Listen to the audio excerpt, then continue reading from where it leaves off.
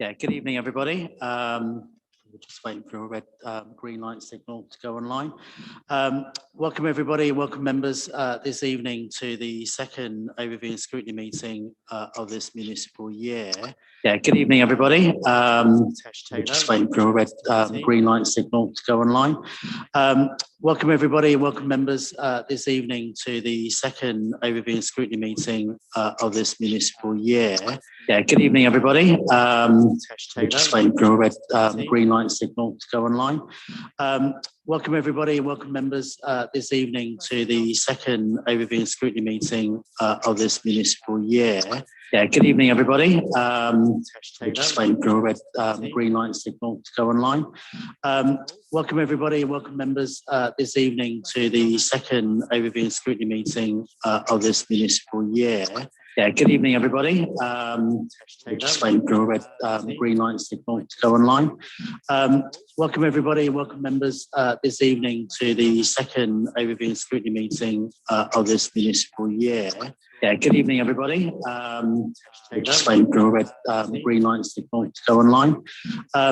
Welcome, everybody. Welcome, members, this evening to the second overview and scrutiny meeting of this municipal year. Yeah, good evening, everybody. We're just waiting for a red, green light signal to go online. Welcome, everybody. Welcome, members, this evening to the second overview and scrutiny meeting of this municipal year. Yeah, good evening, everybody. We're just waiting for a red, green light signal to go online.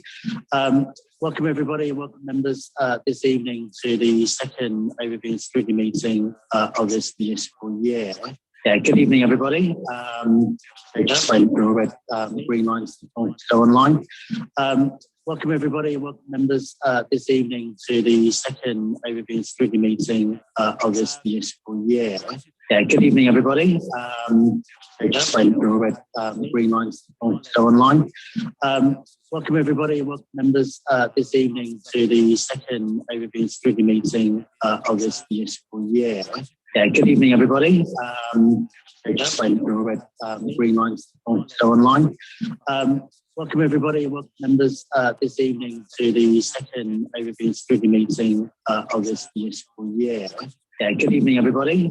We're just waiting for a red, green light signal to go online. Welcome, everybody. Welcome, members, this evening to the second overview and scrutiny meeting of this municipal year. Yeah, good evening, everybody. We're just waiting for a red, green light signal to go online. Welcome, everybody. Welcome, members, this evening to the second overview and scrutiny meeting of this municipal year. Yeah, good evening, everybody. We're just waiting for a red, green light signal to go online. Welcome, everybody. Welcome, members, this evening to the second overview and scrutiny meeting of this municipal year. Yeah, good evening, everybody. We're just waiting for a red, green light signal to go online. In no particular order, but Councillor Louise Brett,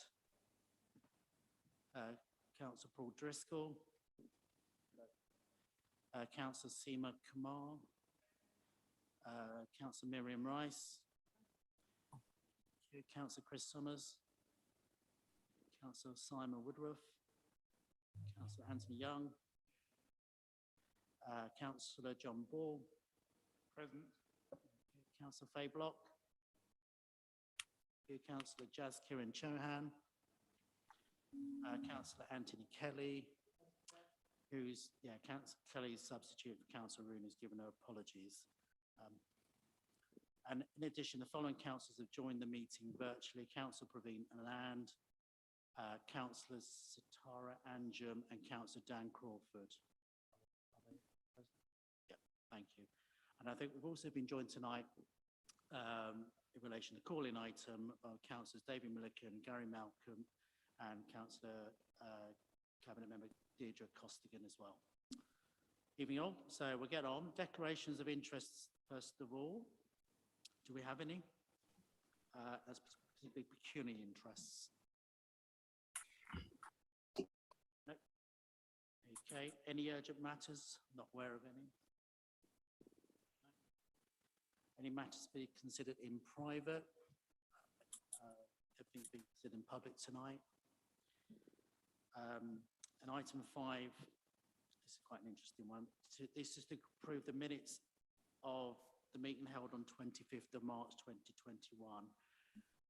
Those of you present last time would have known we approved the minutes of the April meeting last time. This is just a bit of an oversight.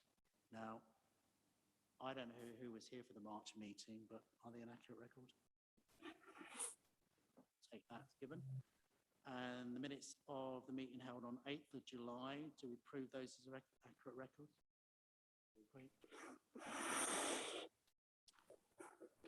So, on to item 7, which I think is what perhaps many here are here for. Now, before I begin the item, I just want to explain how this part of the meeting will work, both for people in the gallery and perhaps newer members of Overview and Scrutiny, as it's the first time this year. Our role here is to scrutinise the elements of the Cabinet decision that was called in to judge whether it's conforming with the Council's principles of decision-making. We do not have the power as a committee to overrule that Cabinet decision or to overturn it. However, we do have the power to send the decision back to Cabinet and ask them to reconsider or to make recommendations to Cabinet on how it could do things differently in the future. We may, of course, after listening to the arguments, decide not to take any action, but we can only take any of these courses of action after carefully considering whether the Council's decision-making process was followed correctly. Now, as you can see, and judging by the volume of emails I think we've all had the last few days, this is clearly the issues under discussion are contentious. So can I ask everybody attending, as a matter of courtesy to everybody present, to refrain from any clapping, cheering or heckling during the meeting, please. So this calling has been made by our opposition members, Councillors Milliken and Councillor Gary Malcolm. It's not on the whole Cabinet report, it's on elements of the report. The reasons they gave was in relation to about the due consultation and the taking professional officers' advice, respect for human rights and equalities, and clarifying the aims and outcomes. Now, specifically, it related to Deans Road and Montague Avenue, on the basis that it felt more consideration needs to be given to the impact of the road closures. Fisher's Lane, that more needs consideration to be given to the impact of the road closure, and Hamilton Road, that more consideration needs to be given to detailed implementation of this scheme. So the running scheme, the running order for this item, which has been circulated to members already, is as follows. Councillors Milliken and Gary Malcolm will present their reasons for calling. They have 5 minutes between them. Councillor Deirdre Costigan, who's the Cabinet Member for Climate Action, will have 5 minutes to respond. I think she's been joined by Councillor Blacker as well, who's the Cabinet Member for Healthy Lives. And then we as Scrutiny Committee members can question those councillors and the Cabinet Member for points of clarification information. And then we've got 4 public speakers, 2 on Fisher's Lane and 2 on Deans Road and Montague.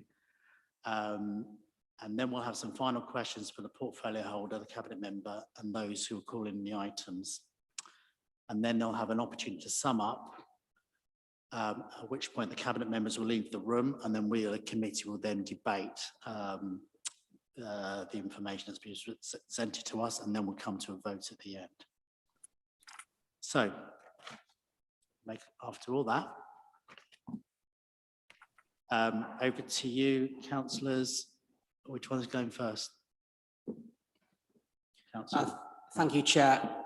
I will initially speak on Fisher's Lane, and then Councillor Milliken will speak about the other 2 areas. So the main reason for calling this in is there has been a lack of consultation. Given the LTNs were in a similar situation, the schemes are very similar to each other. It is a shame the council didn't go down the route of a consultation like the LTNs. Promises were given of a proper consultation about 6 months ago to all 3 Southfield ward councillors, where residents, resident associations and other user groups, including blue badge holders, would be consulted, and that clearly isn't going to happen under the current proposals. The cost of removal of this scheme is actually very low, but there is the risk that the council will be challenged in the courts. A recent decision by Hounslow Council, about Hounslow Council rather, showed that they hadn't in one of their decisions on a similar scheme, hadn't taken into account the effects on users and residents and workers and blue badge holders. And I fear the same situation has arisen here. So the businesses, some in Hounslow and some in Ealing, because we are on the border, have suffered. Some of them are reporting 80% fall in footfall when Fisher's Lane was initially shut. There is a petition of over 10,000 people in Chiswick with names against this particular proposal. So there's a great opposition against it. Hounslow Council did an official survey where 91% of people were against it. And that led myself to commission 3 surveys, one at the beginning of COVID, one 2 weeks ago, and one about 6 months ago, where the first 2 surveys showed 75% of people were against it, and recently it was 82%. So the opposition is stronger now once the changes have been in and they've seen them to make a judgment themselves. There are very few cyclists using the route before, and the increase as a percentage sounds high, but in reality, most of that is down to the increase you see naturally through COVID. More people in COVID are walking and cycling than before. There's a great deal of pollution and time delays, especially on Acton Lane, and there are some detailed reports from residents who've circulated them to you today and yesterday. Overall, I think there is a lack of data in the original Cabinet report, and there's only a scant bit of extra information compared to the LTN reports, where there was a vast amount of data for you as councillors to make a real decision, yes or no to LTNs. Here, there isn't that, and my view is you should send it back to Cabinet to either reject this as a proposal or to go to a consultation so residents can get the full data and then they can vote yes or no to this scheme.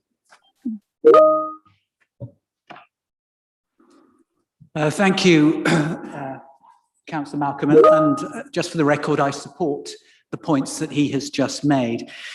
So I will now talk about Montague and Deans Road, Montague Avenue, Deans Road. So residents of Montague and Deans responded to the most recent consultation saying they wanted the barriers reinstalled, whereas those on the boundary roads and those on the wider community said they did not want the barriers. So my first question is, what weight did the Cabinet put on the various groups of responses? Why listen to one group rather than the whole community? So I shall refer to the independent review written by John Dales of Urban Movement, which was Appendix A to the Cabinet report. Paragraph 97 says, I quote, "It's unclear why the views of people from outside the LTNs were sought, if only those people living within the LTNs have been given appreciable weight." So let me put my question another way. Why ask people and raise their expectations that they will be listened to and then not listen to the majority view? So I will contend that it's clearly the Cabinet are not learning lessons from the independent report.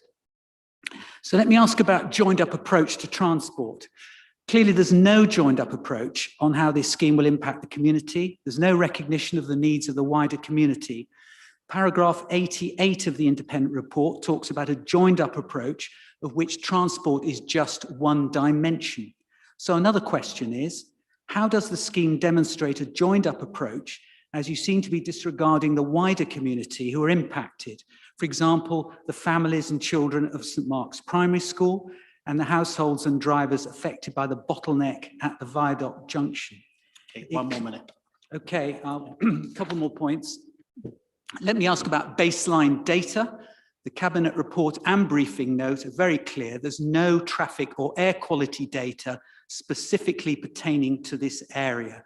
There is no way that the Cabinet knowing if there is an improvement or decline in air quality, traffic movement, speed volumes. The data does not exist. So how can the Cabinet justify making a decision when there is no data and no performance indicators? So let me ask about public engagement. So on the strength of this, what confidence has the Cabinet got to introduce the barriers in this neighbourhood, given that according to the independent report, there is no corporate guidance that sought to work with local communities? The Cabinet talks a good talk, but while not actually listening to the wider community. So that's my main points on Montague and Deans, and I'll speak very briefly on Hamilton Road. There's a lot to get through in 5 minutes, three different call-ins. Time is up. Do you want me to talk about Hamilton Road? Just a couple of sentences? Okay. Okay, so I'll be very brief. 2 proposals we want to make on Hamilton Road. One is that the consultation should be time limited. And the other one is there's a genuine safety issue on a right turn for cyclists travelling down the south on the North Circular. So there should be a proper safety audit for cycles travelling south, turning right on the North Circular into Hamilton Road. Thank you, Chair. Thank you, both of you. It's quite a bit to take in. So I'm going to hand over to Councillor Costigan. And you split time between you? It's hard to hear you with the mask on, Chair. Sorry. I think we are allowed to take it off when we're speaking. You're going to split the time between you as well? Yeah, if that's okay, Yeah, Chair. that's fine. I'll try and cover as much as I can, but Councillor Blacker might just jump in at the end if we've got some time and cover anything I've left out. Thank you very much to both councillors for laying out the reasons that they have called these decisions in. These decisions obviously were part of a much Councillor wider... Costigan, sorry, can you just pause a second? Yep. Councillor Black, you want to use that chair over there? That's spare if you want to. I think he's okay. It's okay. All right, no worries. We're friends. This was part of a much wider package of decisions regarding our low traffic neighbourhoods, our cycle schemes and our school streets. So it did cover quite a lot.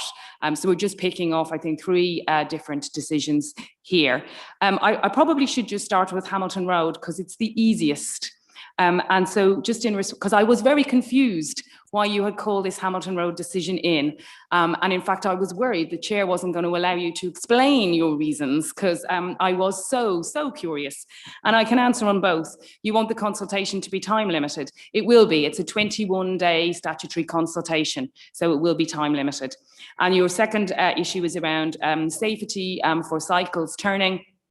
At the moment, the Hamilton Road design is with Transport for London to do exactly that. So we won't be going out to statutory consultation until we get the okay from Transport for London that it will work. So I can categorically say yes to both of those constructive interventions there. And now I'll go and look at the less constructive interventions, but it's good to start on a positive, isn't it? So like I say, these are part of a broader report, and I'll start with looking at the Deans and Montague low traffic neighbourhood. There were very strong feelings, I think, on both sides of the low traffic neighbourhoods discussion in Ealing. And there, as both councillors have said, a lot of evidence has been put into the public domain by Ealing. But when we came to look at whether or not to make the schemes permanent, we did find that due to COVID and the way the schemes were implemented, which in the main was to do with the last minute nature of the government's decision to do this and the requirements of putting them in, but it did mean that there was very little data that we could make a comparison between before and after. So there was a big lack of evidence and we didn't have data on whether it actually achieved what we wanted to achieve, which was to increase active travel, walking and cycling. So because of that, we decided, let's ask people what they think then. So we did a consultation on all 9 low traffic neighbourhoods. That consultation came back with 7 low traffic neighbourhoods, the people living in them saying they did not support them. In the absence of any clear evidence that we had achieved what we wanted to achieve with those low traffic neighbourhoods, the fact the people in them also didn't support them, we therefore agreed to remove those 7 low traffic neighbourhoods. However, with Deans and Montague, it was a different story. And in fact, 61% of residents in the low traffic neighbourhood were in favour of the low traffic neighbourhood. I know that Councillor Milliken has raised the people living on the Boundary Road. I'll just explain that 424 people within the low traffic neighbourhood responded. 61% of them were in favour. In the Boundary Roads, just 72 people responded. just 72. And when you add both together, there is still a majority of people in the LTN and in the boundary roads who voted in favour. And overall, the turnout was actually 40% inside the low traffic neighbourhood. That's actually more people that come out and vote in a local election. So I think that's a pretty good turnout from residents in Deans and Montague. Just then a quick one on the other data. LTN 21 was a much bigger low traffic neighbourhood. Deans and Montague is a tiny corner of that. But even in that case, the LTN 21, there was minimal evidence of congestion. Uxbridge Road, there was a tiny increase in one direction in bus journey times, but bus journey times were unaffected in the other direction. And on Boston Road, bus journey times fell. Bus journey times are a proxy for congestion. There was also actually improvements in air quality. So the continual argument we hear about boundary roads and air quality simply isn't supported by the data. So that's Deans and Montague. I think it's pretty clear. People were in favour of it. The old LTN, which was much bigger, had a minimal impact. So I am very clear that Deans and Montague is not going to have an impact beyond that small area. In terms of Fisher's Lane, everyone I've spoken to about active travel says the one thing they agree, cycling is a good thing. And that's why with cycling, we have been very, very clear that we are going to do everything we can to expand the cycle network in Ealing. The Fisher's Lane closure is part of the Ealing cycle network, and it is part of the larger London cycle network. We absolutely can understand that there may be people living across the road, particularly people who live on the Hounslow side, who feel inconvenienced about having to travel longer when they need to take car journeys. However, we think that the data is clear. There has been a 200% increase in cycling down that road, and that is an underestimate because we know we're not able to actually clock the number of bicycles that come from the green. So that's an underestimate. So there's been a huge increase in safety. And the arguments that we've had from people have mainly been about the extra time it takes. Everyone is going to have to do their bit if we're going to fight the climate emergency. So we are going to have to ask some residents to take a slightly longer way round in order that more people can cycle more safely. And we're not going to shy away from that. We are going to do that because we believe in taking action on the climate emergency. Can I ask you to wind up, please, Councillor? Yeah. We believe in taking action on the climate emergency. I think that was pretty much all in terms of what was brought up. So I'll just hand over to Councillor Black. Is there anything you wanted to add? No, I think we can move to questions, Chair, if you're happy. Right, thanks, Chair. Thank you, Councillor Costigan. Okay, so members, have you got any questions that you wish to ask, points of clarification, information? Councillor Driscoll. It's more procedural, really, because at the start of meetings, we had the opportunity to make a declaration of interest, and I was giving the presenters their chance to make any declarations, and we had correspondence, part of our emails this week, about councillors being members of various pressure groups, one Chiswick, one Ealing, or the anti-LTN Facebook group. So I invite any councillors who are members of close Facebook groups, because it's an admission of membership that you are allowed to contribute, or have got active participation in any of these groups, to make any declarations, because I think that sort of informs our position of where you're coming from. So Chair, I'd like your assessment, because these organisations are about changing public opinion, so I think they're declarable.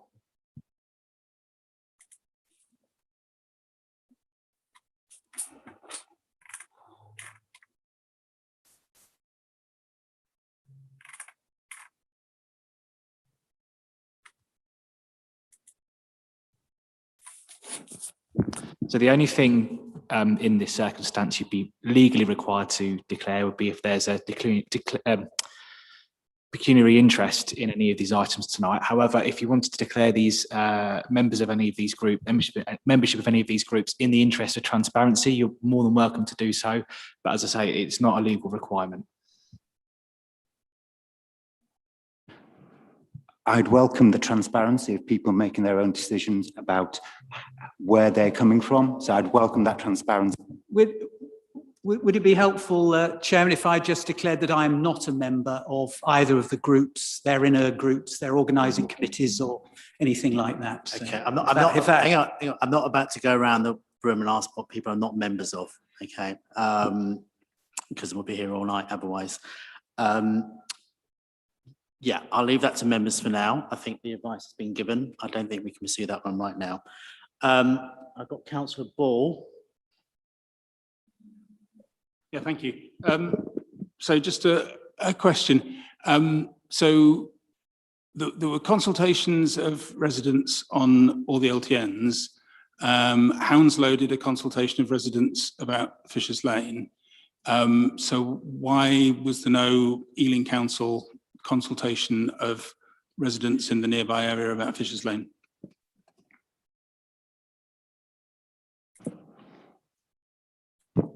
I think, as I said, and Councillor Blacker is going to add to this, so I'm just going to briefly say, one of the questions with cycle schemes is, who do you consult? Because like I say, cycle schemes are for the whole of Ealing and beyond. This is part of the London Cycle Network. So there is an issue about who specifically would you consult with cycle schemes. They're completely different to low traffic neighbourhoods, which are a closed off area, and it's very easy to identify where you would actually consult people. So that you know is a difference between low traffic neighbourhoods and cycle schemes. I do note, I must say I'm not an avid Twitter follower, but every now and again I see stuff on it. And I think that the Lib Dem consultation basically just emailed out to people who had already said they were against Fisher's Lane. So I think that throws up one of the issues with consultations on cycle schemes. But I'll just pass over to Councillor Blacker, who had something he wanted to add on it. Thanks, Councillor Goskin, and it's good to be back. I mean, yeah, exactly. I mean, Councillor Ball, Commonplace has been open for about a year, so we have been consulting with residents and been listening to people's views. We presented summaries in that, and we have also, received lots of feedback from residents on the scheme. And as Councillor Goskin says, we can do that in an impartial way that is open to everyone. I mean, however true or not it is, we have seen reports that the Lib Dem consultation the people have been removed from Lib Dem consultations because they didn't give the answer they had been expected to give previously. And so, the declining sample on those things. And as Councillor Goskin said earlier, there will be a statutory consultation on this, which will be open for 28 days for all to respond to on a permanent basis. So, again, who else do you want us to consult, and how many more times do you want us to consult? I'll come back on that. Yeah, well, so firstly, Councillor Costigan was saying that there's a distinction because Fisher's Lane is a cycle scheme which is for the benefit of cyclists, as opposed to the LTNs, which are something different. But I mean, surely the purported benefit of the LTNs is to benefit to people cycling through. Sorry, Councillor Ball, I can't hear with the mask. Do you mind taking it off? Sorry about that. Thank you. I mean, I understand people don't want to take it off, but then they no, I forgot. That's all. Yeah. So in your initial remarks, you were drawing a distinction between Fisher's Lane as a cycle scheme, so for the benefit of cyclists going through it, so it's unclear who you would consult, as opposed to LTNs, which are something different. Whereas surely the purported benefit of the LTNs was to make it easier for people to cycle through them. So that I don't quite see that logical distinction. And then the other thing is just coming back. I mean, it's not my ward, but I'm aware of how the Lib Dem consultation happened. It was simply the list of people who have ever given their emails to the Lib Dems in the ward were sent a consultation, and they could click for or against. So it wasn't selected to people who'd already expressed a view on one side. There weren't people taken out of it. It was just simply sent out to the thousands of people who've given their emails to the Lib Dems in that ward previously. Okay, can we leave that one hanging? Because I want this to be this bit about questions for information clarification. So I got Councillor Chowan next, please. Please correct me if I'm wrong, but I understand that buses are allowed down Fisher's Lane. I wonder why blue badges, for instance, couldn't be given similar access, because a number of the emails that we've received had not just been about long journeys by car, but also people who have had difficulty with carers arriving on time, people going to their hospital appointments on time. I think there's some sort of medical facility on Fisher's Lane also. So, could there not be some flexibility in that sense?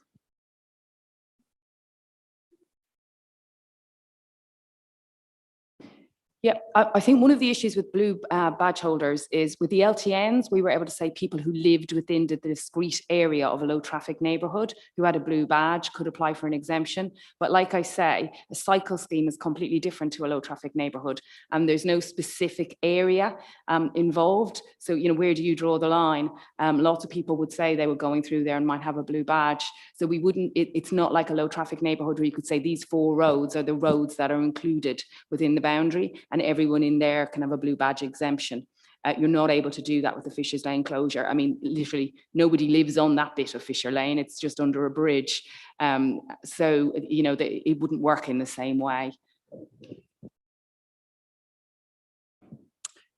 Yeah, okay, I've got Councillor Rice next, Councillor Block, Councillor Young, and I think Councillor Kelly as well. Thank you, Chair. Right, there's so much we could really just look at over this, the whole of all these particular topics here. And I'm just trying to hone myself down onto the reasons for the call-in. And just looking at that, the reasons for the call-in include taking the professional advice from officers, and also looking at the boundary roads, the situation with traffic on boundary roads.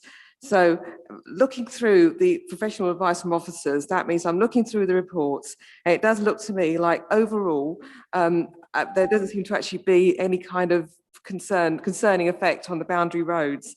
That's where I'm coming from when I look through the information here. But there is just one point. There's a briefing note here. It does actually seem to say that when it comes down to Fisher's Lane, looking at Acton Lane, it says it can be congested. So I'm just wondering, because it does actually seem to talk about maybe looking at the situation over a period of a year and how the situation might change as people learn to adapt. As people will learn to adapt, as people are unable to drive, they will find other ways of travelling. So can we just maybe clarify what the situation is with Acton Lane, because that is actually quite critical to the reasons for the call-in. Thank you.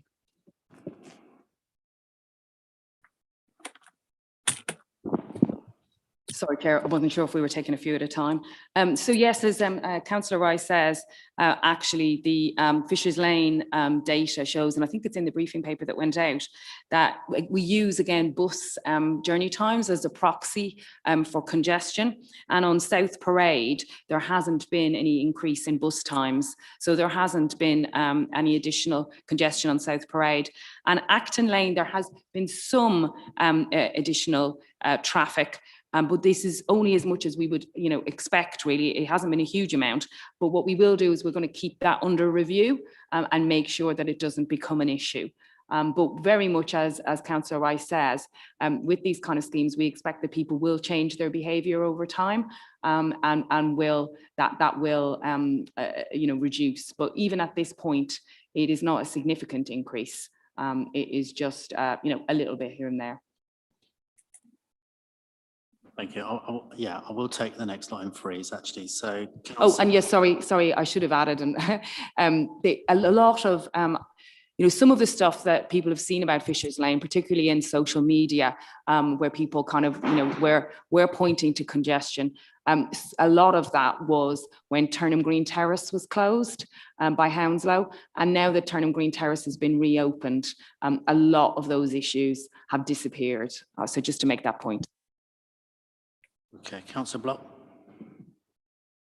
Thank you, Chair. I just wanted to ask about safety for other road users, in particular pedestrians and vulnerable pedestrians, children.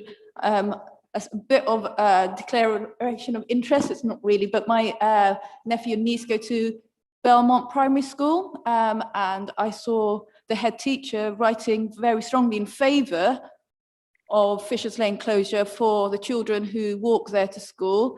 And I live quite close to Deans and Montague, so have seen the traffic around there. There used to be a filter anyway, kind of width restrictions. That was, the bollards were always being knocked out, so it doesn't seem particularly safe. So just, you know, that has been considered as part of why, you know, of course it makes it safer for cyclists, for Fisher's Lane and cycle route, but there are other road users, and in particular, you know, children are very vulnerable road users and they're walking to school. Just that as a consideration of why these measures are going through. Okay, I wasn't sure that was a question, but anyway. Councillor Young.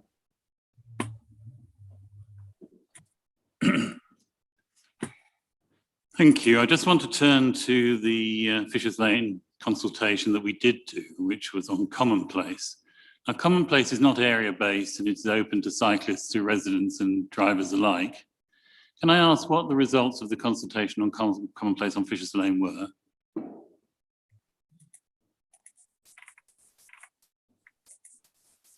Can I have an answer to the... Commonplace is a publicly accessible website, Councillor Young, and you can look at it yourself. I don't know why you haven't done before now. The results have been reported in at least 2 cabinet reports. Am I right in thinking the majority were against the closure of Fisher's Lane? Very reluctant to give out the number.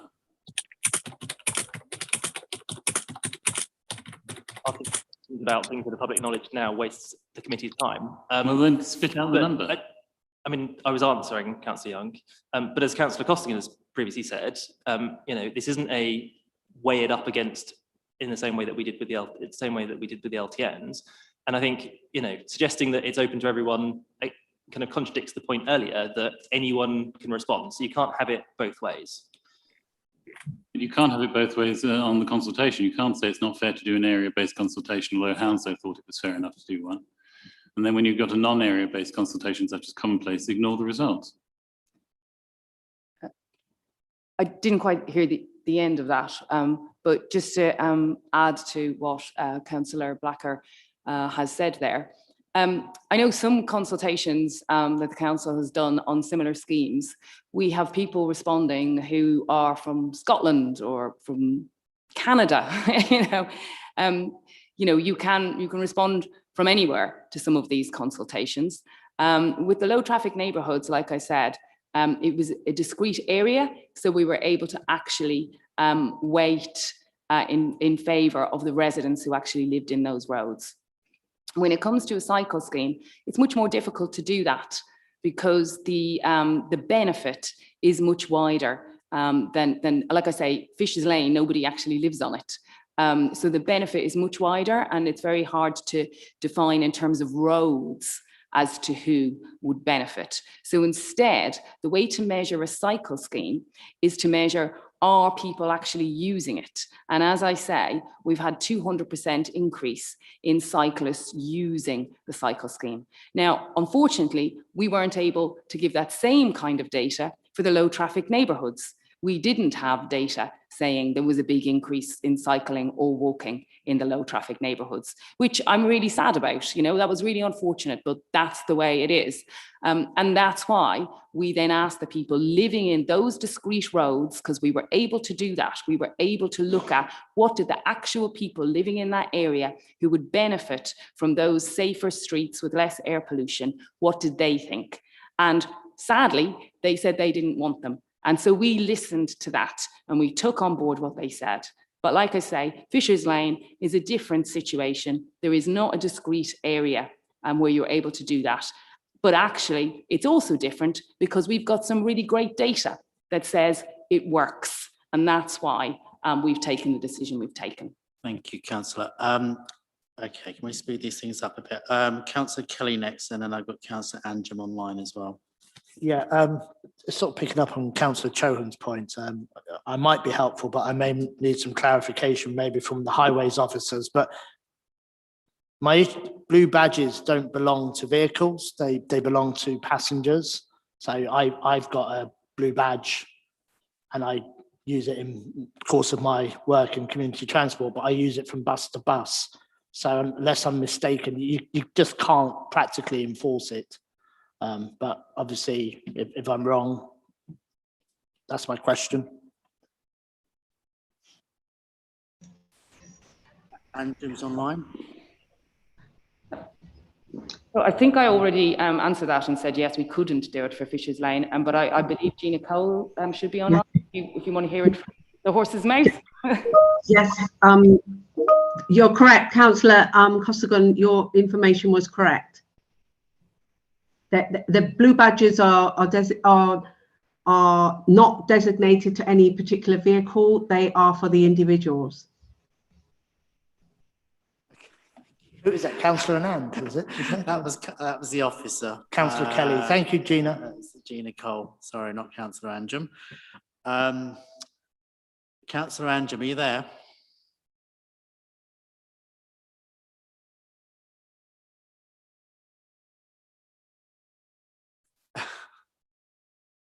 Okay, I'm going to go to Councillor Woodruff right now. Okay. I was just wondering if Hounslow are going through a similar process as we are. What's happening with Hounslow? Have they made a decision, or have they? What's actually happening with them? Yeah, we've spoken to Hounslow, and they support this. It's joint. They have to agree with that, and they do agree with the decision. So we'll be moving forward together, both boroughs.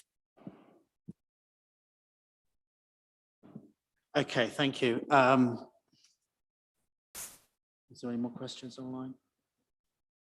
Okay, in a second. Okay, Councillor. All right, Councillor Ball, quickly. Oh, so I had Councillor Driscoll. I'll bring him after. Yeah, it's a question about Hamilton Road. Well, two related points. Well, not related, 2 points about Hamilton Road. So the proposal is to ban turns at rush hour times. So the two questions are: one is it possible to exempt blue badge holders from those restrictions? And the other question is it possible for the sat-nav software like Waze and Apple Maps and so on to be able to route people so that they're not sending them down the roads at the times? Can the mapping companies cope with a timed restriction on a turn? Just as a point of information, Chair. Sorry, I didn't really understand the question. So just as a point of information, Chair, is Hamilton Road actually being called in? Because it appeared to me that it wasn't, and we've agreed with what's been requested. Sorry, can I just, but given the answer, sorry, I think the point of is, given the answers that's been given earlier, Councillor Milliken, are you happy with the response that was given? Well, I'm 90% happy, although it is in Councillor Ball's ward, so I would defer to him. I'm sure he knows a bit more about it than me, although, but I didn't get a chance to really say my piece on that. And I'm concerned about a time limited as short as 3 weeks for the consultation on the traffic management order. But on overall, yes, I'm happy with the answer, unless Councillor Ball wants to. I'm not going to ask Councillor Ball because he's actually on the committee. He's not on the call-in, so I don't think it's appropriate. It's just that, did you get those questions? Sorry, Councillor Ball, do you mind? I'm chairing the meeting, sorry. not you. Thank you. Sorry. Okay. So you're quite happy with that thing? It's been largely covered. So we can move on to the other two items. Yes, we'll move on to the others. Yeah, Yep, thank yep, you. yep. So that's done. Okay. All right, Councillor Driscoll. Thank you, Chair. A couple of points regarding Fisher's Lane. First of all, I mean, the report says the survey was conducted in late 2019 and showed that the volume of motor traffic exceeded the maximum permitted. So I'd like to know what the Cabinet members' view is in terms of if road traffic was to resume as previously, in terms of safety, given that it's now said to be exceeding the permitted levels. So how does that figure into the decision making? Because that would be helpful to know. And then in the presentation from Councillor Milliken regarding Deans and Montague, he mentioned about air quality data. I mean, it's true there's no air quality data actually in Deans and Montague, but would it be fair to say, and I'd be interested from cabinet members to know that sites EA6 and EA5, which are on Lower Boston Road and on the Uxbridge Road, and LTN 21-4, which is also on, I think, the Lower Boston Road, are so proximate to the Deans and Montague area that they're a good indication of air quality changes, and they've all shown improvements while the LTN 21 was in place. So I'd be interested to know what the opinion of cabinet is for those as well. Thank you.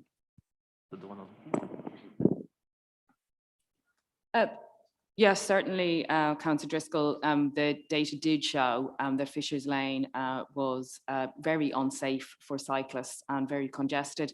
Both myself and Councillor Blacker have been down there ourselves to have a look. And if people haven't been there, it's a very narrow lane under the bridge. And it really is quite unsafe. I've only been down there since it's been closed, and the only cars I've seen going through are those that have will be expecting a penalty charge notice from us shortly. They're the only cars I've seen go down. But even that small number of cars that I've seen, it already looks really unsafe the second a car goes down there.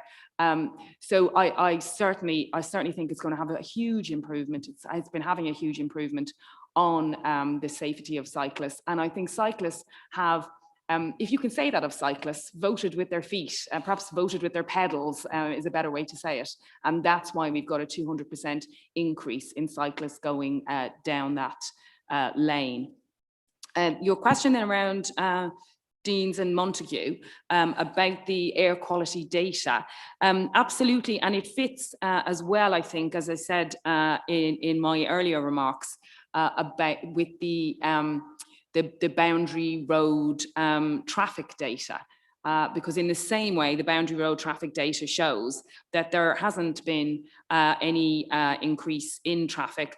We had a tiny increase in bus journeys in one direction of the Uxbridge Road, unaffected in the other direction. And bus journeys actually, the times bus journeys took actually fell on Boston Road.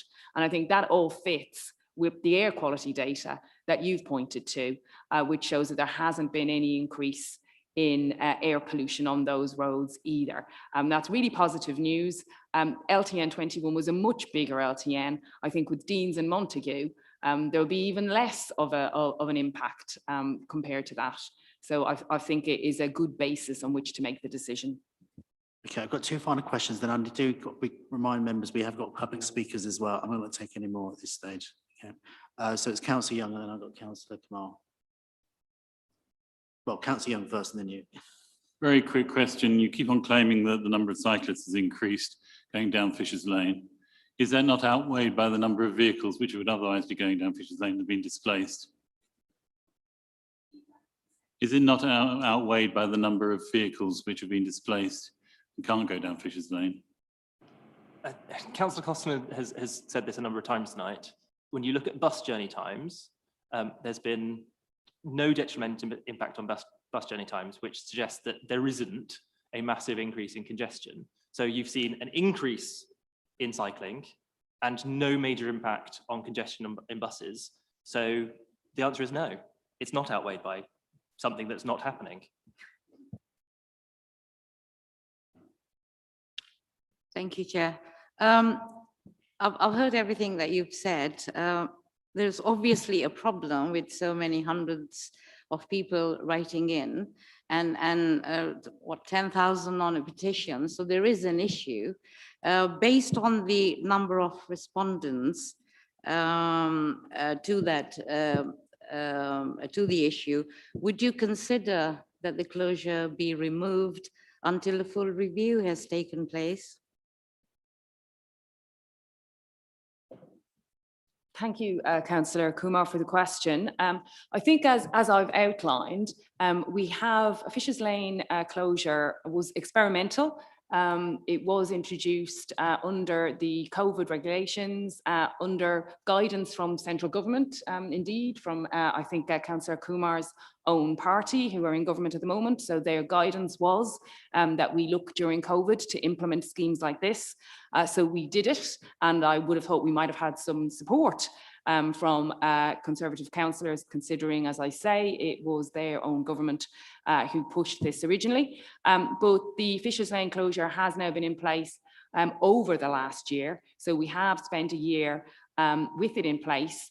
And the experiment is to look at the data in that time and see how it affects active travel in the area. Like I say, 200% at a conservative estimate, because we know that there are some people who come in via the park that we don't have eyes on, as it were. So 200% increase as a conservative estimate, and no concomitant impact on South Parade, and very little in Acton Lane. So that is the review that we've done. We've spent a year doing that review, Councillor Kumar, and we will now go out to the 21-day statutory consultation, where there's a further chance for people to have their say.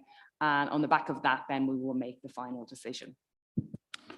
Right, thank you. Hopefully eaten into slightly later time, so hopefully no further questions later on. Right, I'm going to invite the public speakers. There is a chair to my left just there by Councillor Young. So I'll call the first person up, but then we just, because of COVID safety rules, after they've spoken, that chair will be wiped down. Who's first on my list? I've got Tom Pike, who's going to talk on Fisher's Lane. So you've all got 3 minutes each, please.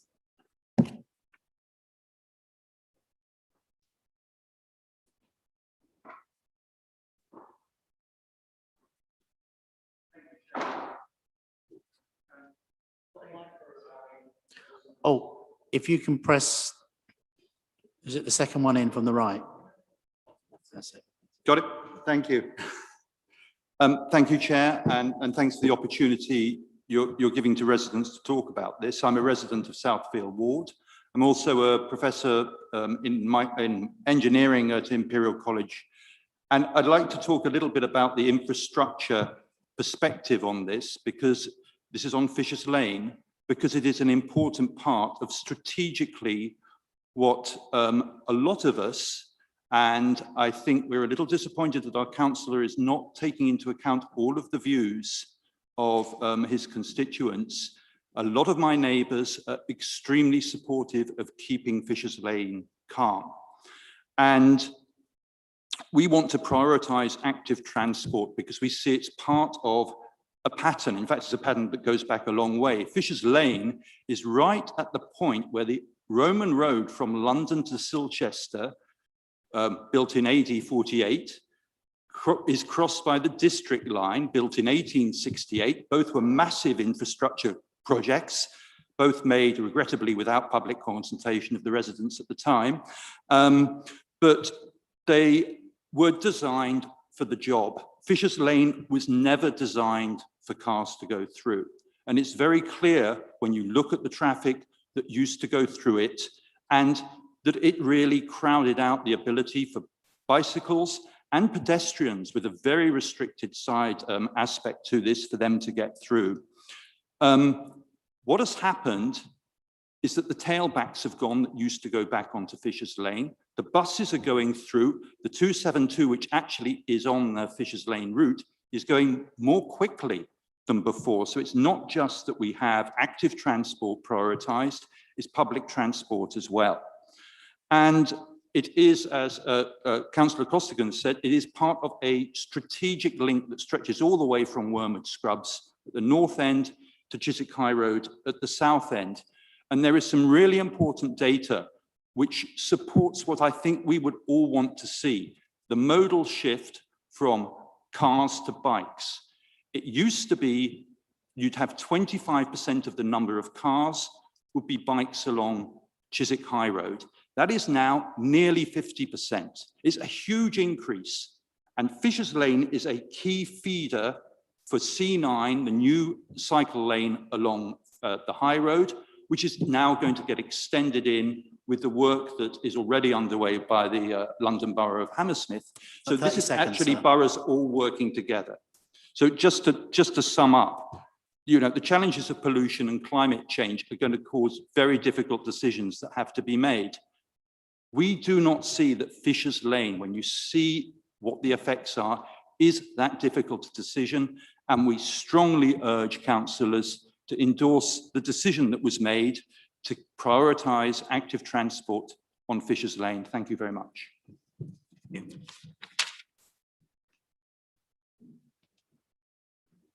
Okay. Everington up next, also on Fisher's Lane.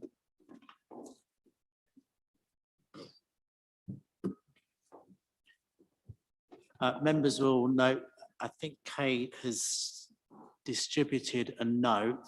Kate, I know you've been advised on how long you're going to speak for. I mean, by experience, I think this would, if you was speaking to all of it, it would take more than 3 minutes, trust me. But go I ahead. can paraphrase, don't worry. Okay. Yeah, go on. But no, of course, I just wanted some of the data to be there in case you wanted to refer to it. I won't be talking every single point. But basically, I've lived for 22 years in Esmond Gardens, which overlooks Fisher's Lane. Since 2016, I've been working from home and I sit overlooking Fisher's Lane. So I do have an opportunity to observe what the changes have made. The first thing I wanted to dispute was a little bit the number of cyclists. 200% might be the increase, but is that actually a tiny number? I did some simple research this week and filmed Fisher's Lane at peak times to be able to see how many cyclists there were. I have the videos which are available should anybody want to see them. On average, there was 60 cyclists at peak times per day. And that might well be a 200% increase, but that means it was from a very small number. And there's never been an issue that I have seen in 22 years of living there with cyclists and cars on Fisher's Lane. And I do believe that those numbers, even extrapolated, are not significant enough to warrant a closure of the road to all cars. It doesn't seem to make sense. There is enough room for both of them there. From a personal perspective, because I work from home, I always used to have the window open and so on. Since the closure of Fisher's Lane, the pollution from the stationary traffic that is there and is still there, albeit not all day long as it was initially, but definitely most days there is stationary traffic. And so the pollution, I have to close the windows. I'm sure it affects Acton Green Park, the children's playground in there. This is not, for me, part of climate control. It's making us, I think, being worse in that area. I occasionally have to get to the M4, and I agree, Councillor Costigan talked about the increase in time we all have to take, but it can be 15 minutes or an hour just to get to the M4 when it used to be 3 minutes. Again, sat in stationary traffic, exuding pollution. This to me is not a benefit for anybody. Visitors are deterred, and from my neighbours, I know particularly some disabled neighbours whose carers actually had to change and change jobs. They couldn't come anymore because of the roundabout routes, and these people needed help to get up and out of bed. It was extremely distressing for them. As a single woman, that dark thing, I'm afraid to walk down there at night. There's no traffic. I believe if there were cars, it would deter criminals. That's just a very personal thing from there. But there are three main reasons that we wanted to cover. This is the consultations, and Councillor Young, is it? The commonplace consultation, the Ealing side percentage against the closure was 97.5%. We do have the data on that. Steer was conducted and finished after the closure of after the opening of Turnham Green, so not relevant. Tell me when I'm up for time. We also wanted to refer to the legitimate expectation that should have been expected here in that, and I agree that maybe cycling is different to an LTN, but the impact on the residents is the same in terms of Fisher's Lane. And there should be equal and similar treatment to the other closures in the area. It's discriminatory not to give us the same rights and routines. So I do believe Councillor Costigan said there is going to be another consultation soon. Okay, I'm going to have to cut you off there. Thank you. You're kind of out of time. But you get an idea, guys. Yeah, thank you very much. Thanks for your time. Next up, I have Jenny. Is it Jenny? Yeah, it is Jenny. Sorry, Kay was the replacement. Jenny Leaf regarding Deans Road and Montague Avenue.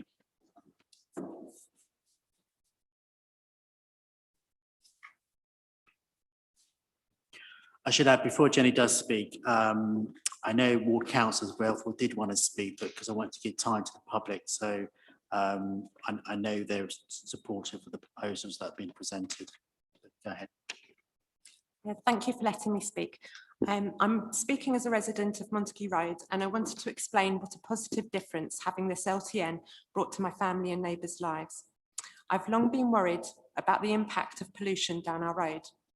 We have literally thousands of vehicles, many of which are HGVs, travelling down our road every day. These are often caught in a traffic jam that's held back the length of our road. In 2017, we had the NO2 levels, the nitrogen dioxide levels on our road measured, and the level was found to be well over the legal limit and higher than the NO2 measurements taken on Uxbridge Road and in Ealing Broadway in the same year. That's the Clean Air campaign. It's available on the internet. Our road is not an A road like Boston Road and Uxbridge Road. It is not even a B road. It is a narrow residential road not designed for the current volume of traffic and does not allow the dispersal of pollution in the way a wider A road can. The problem has got significantly worse since the advent of sat-navs and Google Maps 10 years ago. A significant amount of traffic down our road is from vehicles from outside the area being directed down our road from the A4 to Uxbridge Road, the North Circular and the A40 by sat-navs. Having the LTN in place had such a positive impact on our lives. It brought the pollution levels down to legal limits for the hundreds of people that live on our roads, the nursery and childminders that work from our roads, and the children walking to the Dean's Road entrance of Oakland School. We could no longer taste the pollution on the air. We could open our windows. Neighbours with respiratory illnesses reported an easing in symptoms. Our sleep wasn't disturbed by vehicles speeding down our road. Our delivery drivers and refuse collectors could work in peace without aggressive drivers honking and shouting at them. Emergency vehicles could use our roads without the fear of getting stuck for 10 minutes. It improved the atmosphere down our roads.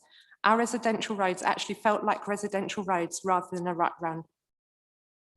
The traffic on Uxbridge Road by the roundabout near the Catholic Church was freer flowing because impatient drivers who had been queuing the length of Montague Road were no longer forcing their way on before their turn. It made it safer for pedestrians because cars were no longer driving at speed round the blind corner on Dean's Road, a road with a school entrance on it.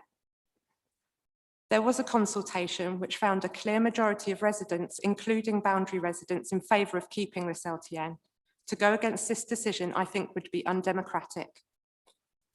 Thank you, Ealing, for listening to us and doing what is so badly needed for our area.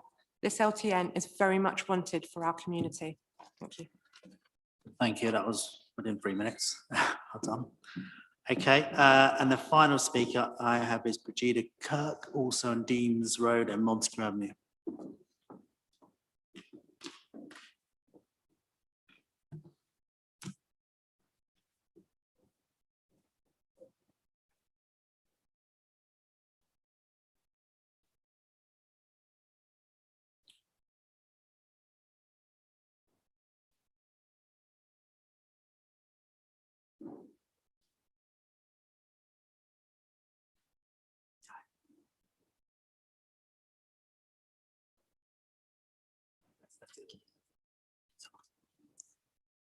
Good evening. My name is Bridget Kirk and I am a resident of Dean's Road for 21 years. I would like to thank you all for allowing me this opportunity to speak on behalf of the local residents who will be the most impacted by decisions made here this evening. Our stance is that we oppose the new Montague and Dean's Road low traffic neighbourhood. We've all seen and experienced the terrible congestion on Boston, Lower Boston and Uxbridge roads when LTN 21 was in place. All types of vehicle were affected, not only cars, but buses, taxis, heavy goods vehicles, cycles, and most worrying of all, emergency ambulances. Of great concern to us, as it should be to everyone here, was the discernible and empirical level of pollution outside of St. Mark's Primary School. One resident close to the school told me that she could no longer open her windows. In fact, 93% of the respondents of these roads, many of whom are not the most privileged members of society, are opposed to this particular LTN. As a delivery driver with Royal Mail based within the proposed LTN, I have had first-hand experience of the negative effects caused by making a large part of the area we cover inaccessible by the quickest and most direct route from our delivery office. The impact of this affected mine and other delivery drivers' ability to serve the community during an already challenging time for all of us. With respect to Jenny, she cannot speak on behalf of delivery drivers.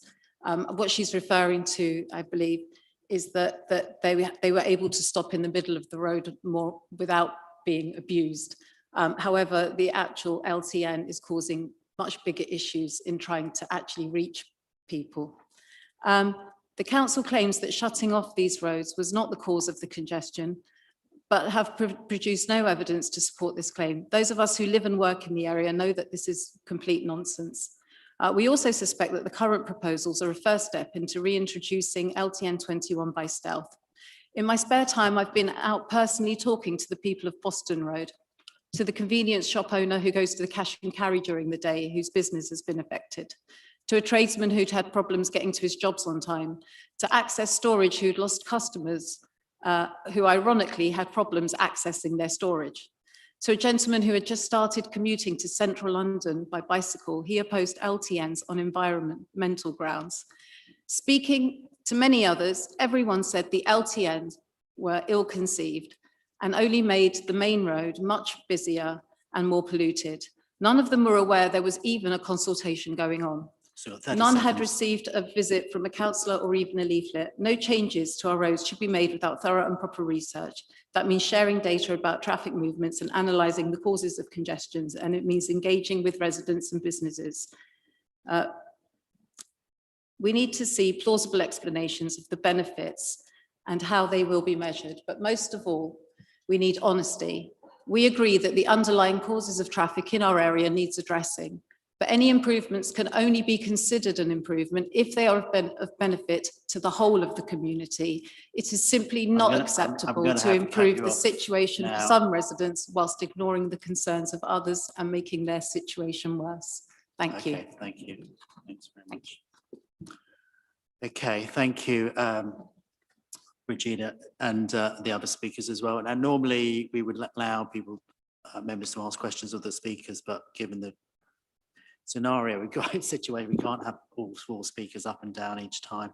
So I'm going to go back to members briefly for questions, perhaps to the cabinet members if they're still willing and not too cold. She looks as though you're shivering. So I know somebody had their hand up earlier. Okay, Councillor Block.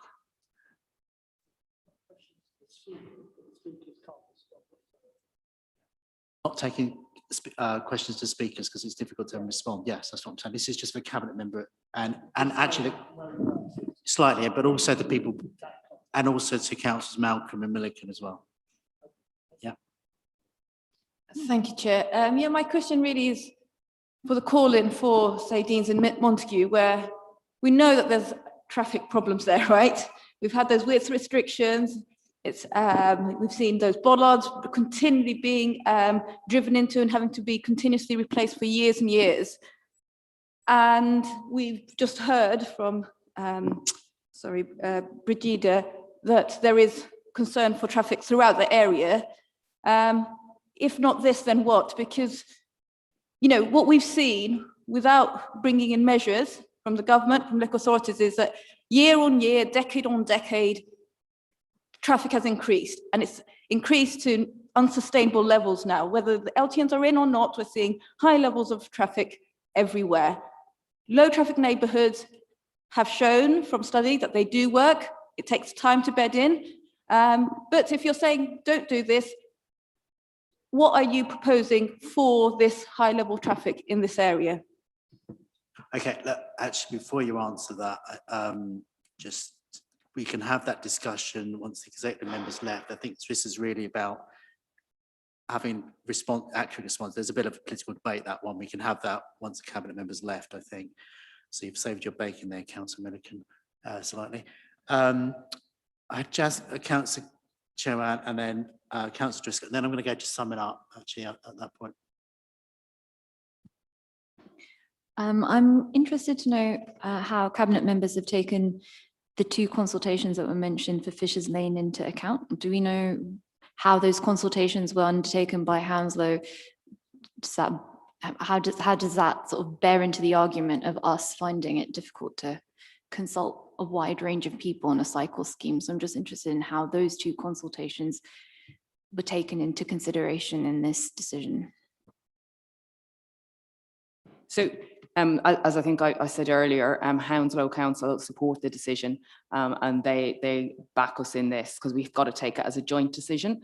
So they agree it, and I think I've explained earlier why it is with a cycle scheme it is so difficult to actually do a consultation that would make any sense in terms of making a decision. But fortunately, we have great data that we can rely on in order to tell us whether the scheme is working or not. And we're very clear that it is working. And Hounslow are too. Hounslow absolutely back it as well.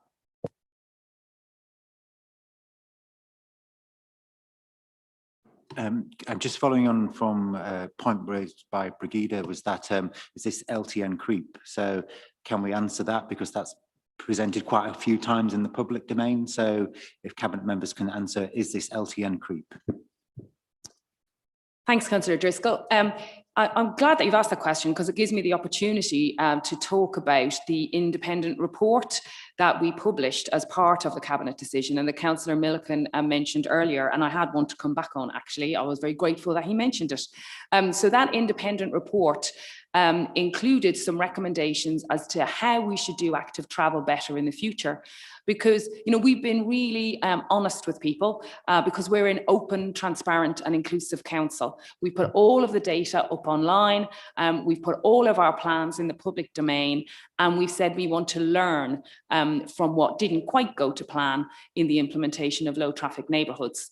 And one of the recommendations of the independent report, which we've published warts and all, we put it up on the website. One of the recommendations was that we agree an active travel charter. And that active travel charter is about putting residents at the heart of decisions about what happens in their neighbourhoods. So we know that low traffic neighbourhoods without the backing of local residents just aren't sustainable. And we've said that publicly. So we're very clear that any active travel proposals that are along the lines of low traffic neighbourhoods at any stage in the future would need to be worked up in partnership with local residents. And I've had this conversation with people who are in the gallery here tonight. I've had it with Better Ealing Streets, and I've had it with One Ealing, where I have said to both of them, would you be willing to sit in the same room together and talk about what we do to cut down on traffic congestion in the borough? I think both in principle would be happy to have those discussions. We'll see how far we get, because I know there's a lot of strong feelings on both sides. But we have committed to a citizens panel on active travel as well. Again, as I say, we want to put local residents at the heart of these decisions. So that's our new approach to active travel. That's the commitment we have made, because we've learned from the experience of the last year or so, and we've been really clear about that. We're not shying away from it. We know we made mistakes and we're learning from them, and we're going to do things in a different way going forward, where we put residents at the heart of these decisions. Okay, thank you, Councillor Costigan. All right, I'm going to go to summing up. So I don't know how you two want to do this one now. So you got 3 minutes, and then I got 3 minutes for Councillor Costigan and Blacker as well. So okay, go ahead. Thank you, Chair. Yeah, in terms of the panel that I just referred to there, it seems strange to introduce the panel and then not make sure that you take Fisher's Lane as part of it, because that is a very divisive issue in the area.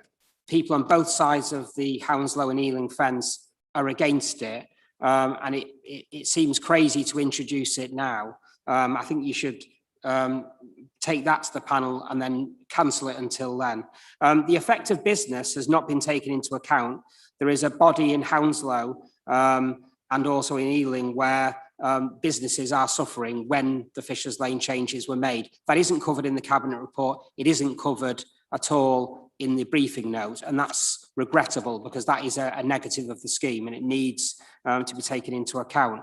There are 2 cycling accidents in Ealing that I've seen since it was introduced, one on Acton Lane and one on the Ealing side of Fisher's Lane. Where is the data for that? Because that should be published, and that information is actually quite crucial as well. And lastly, the congestion that Kay mentioned on Acton Lane, her testimony was quite clear. She lives there, she sees it day in and day out. I think we should be listening to residents like that who actually see this. And also, Fisher's Lane acts as an anti-bottleneck when the Thames water burst water mains happen or the gas mains burst. You've then got an avenue where traffic can actually reduce, and you've got a lower volume of traffic because of that. So I think for all those reasons, I would say we should review this and get rid of the current Fisher's Lane restrictions. Yeah, thank you, Councillor Malcolm. Just 1 or 2 points. What we're doing is we're scrutinising how Cabinet made the decision. So 1 or 2 questions, I'm afraid, were unanswered by Councillor Costigan. So the broader numbers, how do you decide what weighting you're putting on those numbers?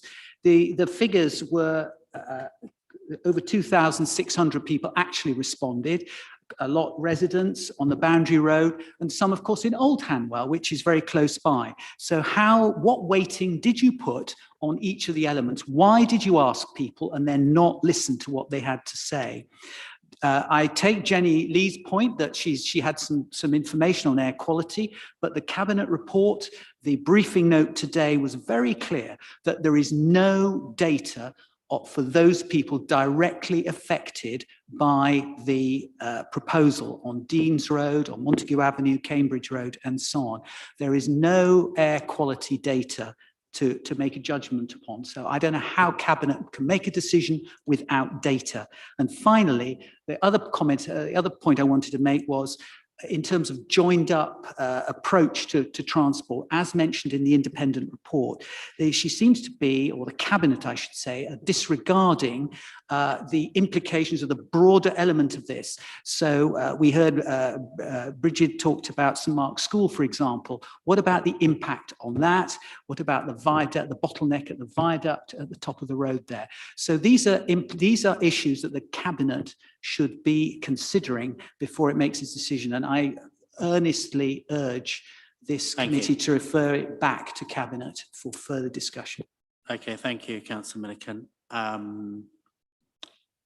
Councillor Costigan, you ready?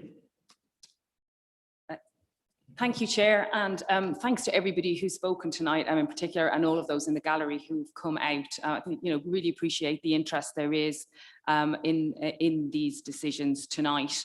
I think, overall, the decision that we made on these issues, like I say, it was a broader set of measures that we made this decision on, and I think we took a common sense approach, bearing in mind the strong feelings, as I say, that there was in many directions. We took a common sense approach because we looked at the low traffic neighbourhoods, 9 low traffic neighbourhoods in the end, and we said, what does the data say? And the data was not clear enough to be able to make a good decision. And that is why we decided we're going to ask the people what we think. So we went out to consultation and we asked people what they think. 7 of the LTNs, people said in those LTNs, they did not want them. So we said we would remove them. We listened to local people. However, 2 of the LTNs, including the one tonight, Deans and Montague, people in the LTN said they wanted their LTN. And so we listened to them. We've been consistent. We've listened to local people. Unfortunately, Councillor Milliken and the Conservatives didn't even want us to go out and consult people. They objected to that in full council.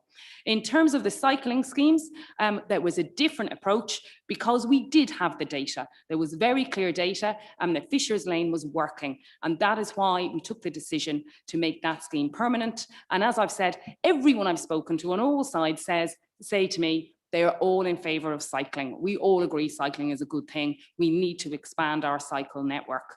I was really interested in hearing Tim's Tom Pikes mentioned tonight that Fisher's Lane was part of the old Roman road.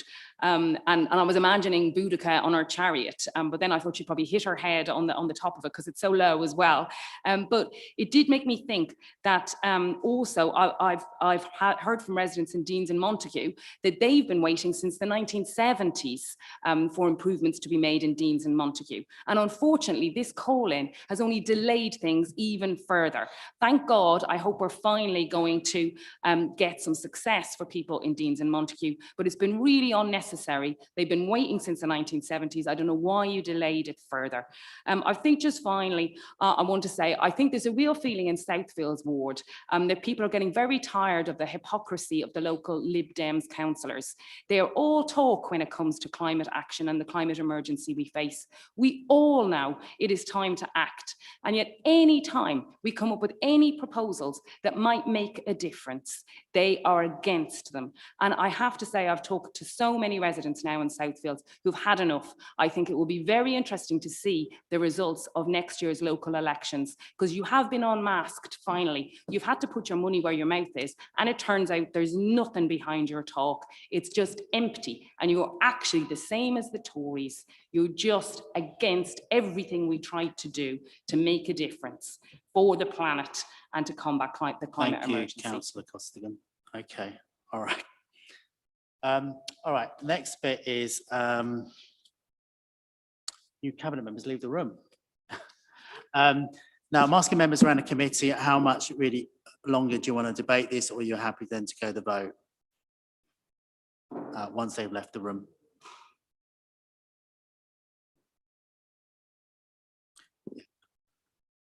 The reason I ask that, obviously, I'm conscious of time. We've got a couple of speakers on other items as well.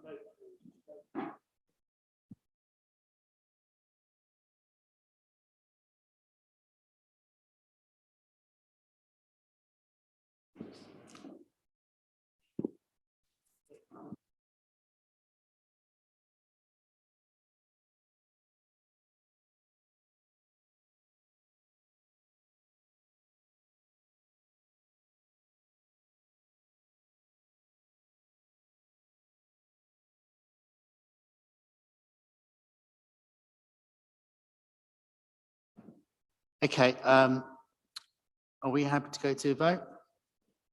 I think we ought to discuss, certainly at Fisher's Lane, the Cabinet seems to be willfully ignoring what results of consultation exist. We know that the commonplace consultation, Liberal Democrat consultation, the Hounslow consultation are all overwhelmingly against the closure of Fisher's Lane.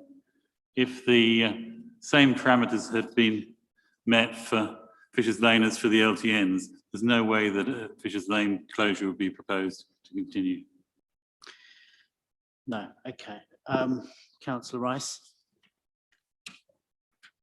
I suppose if we are debating this, I mean, I'll perhaps focus again on the reasons for the call-in. It mentions human rights and equalities, and so maybe I'd just like to focus on those people with disabilities, the majority of whom are probably from quite maybe deprived, maybe less well-off backgrounds, and they do rely on our bus routes. And so I'm absolutely delighted with changes that we do make that ensure that the buses actually move more quickly and more efficiently, because these are disabled people on wheelchairs, and they've just got no choice but to sit on buses unhappy, and it's in traffic jams. And I think that now they can have a more pleasant journey, then that does make me delighted. Thank you.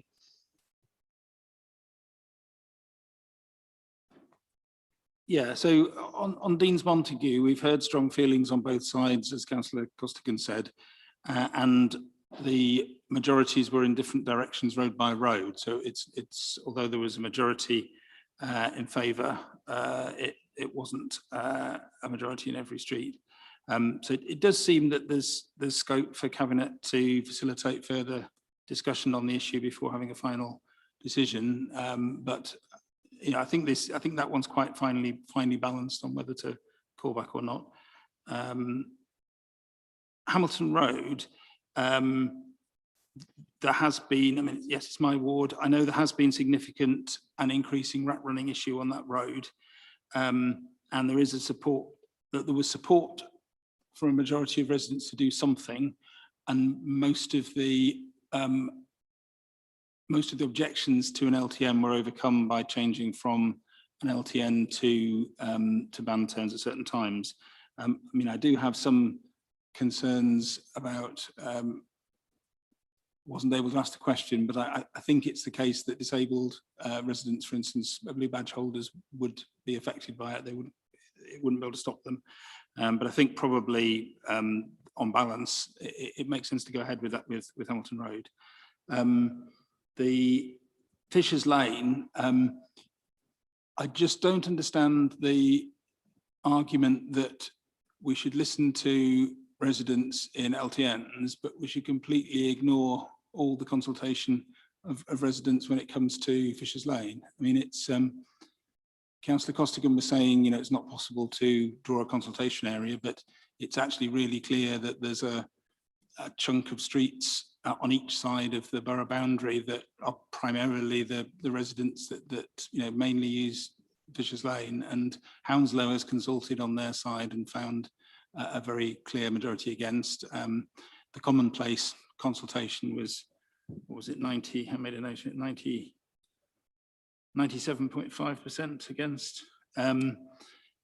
So really, I don't think, well, put it positively, the administration were right to listen to local people in terms of scrapping most of the LTNs, but I think they should be consistent. They should be listen to the clear majority of residents about Fisher's Lane, and they should reopen it. Okay, thank you. Kelly, Councillor Kelly. Yeah, I thought, yeah, we went to vote all well and good, but we haven't, and so we're debating it. Let me take my mask off. I was subbed onto the committee, but I volunteered when I heard about Deans and Montague being here. I mean, if there's ever been a road that needed, I'm not even going to say LTN because the word has been sort of corrupted, but needed measures. You know, let's say since the 1970s. I mean, Hanwell has always sort of been a pioneer for LTNs. I mean, the one in Oaklands Road, again, not an LTN, a barrier. So, you know, people worked out and delivery drivers worked out how to get around there. They also worked how to get around Lawn Gardens when that was introduced. But the people of Deans Road and Montague, I mean, it's one way. So people will drive down there quick because that's what happens down one-way streets. Actually, people go down faster because there's nothing coming the other way.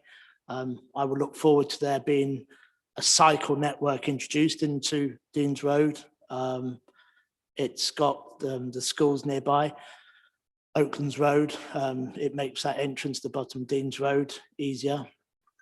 I remember sitting in St George's Road when the LTN was introduced, waiting, and the bliss of just being able to sit there parked with people not whizzing past you like they do in St George's Road when they come around that corner by St Joseph's Church. That, you know, it's going to be much more peaceful. Lady talked about Google Maps. It's very interesting how you're quite right. It does. People who don't know the area won't go down Boston Road because they see that cut through and they go for it, and it all gets tied up there by St George's and Deans Road. I mean, it's been so bad for so many years. Many of my family friends moved out of Deans Road because of the problems there. And that sort of, so yeah, I certainly won't want to send back the Deans and Montague proposal. It seems to be quite a lot of agreement on Hamilton Road put aside, and Fisher's Lane. Nobody lives on Fisher's Lane. That's why it's very difficult to, you know.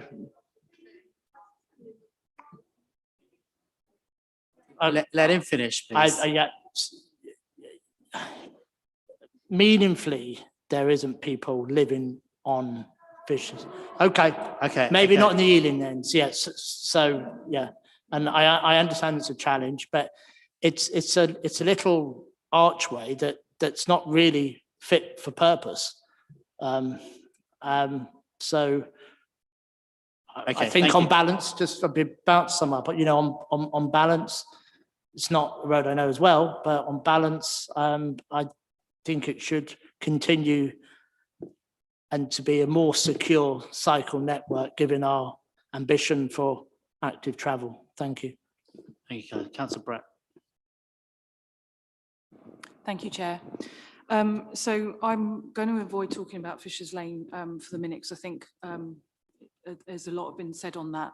But I am local to Hanwell, and I know the Deans and Montague area very well.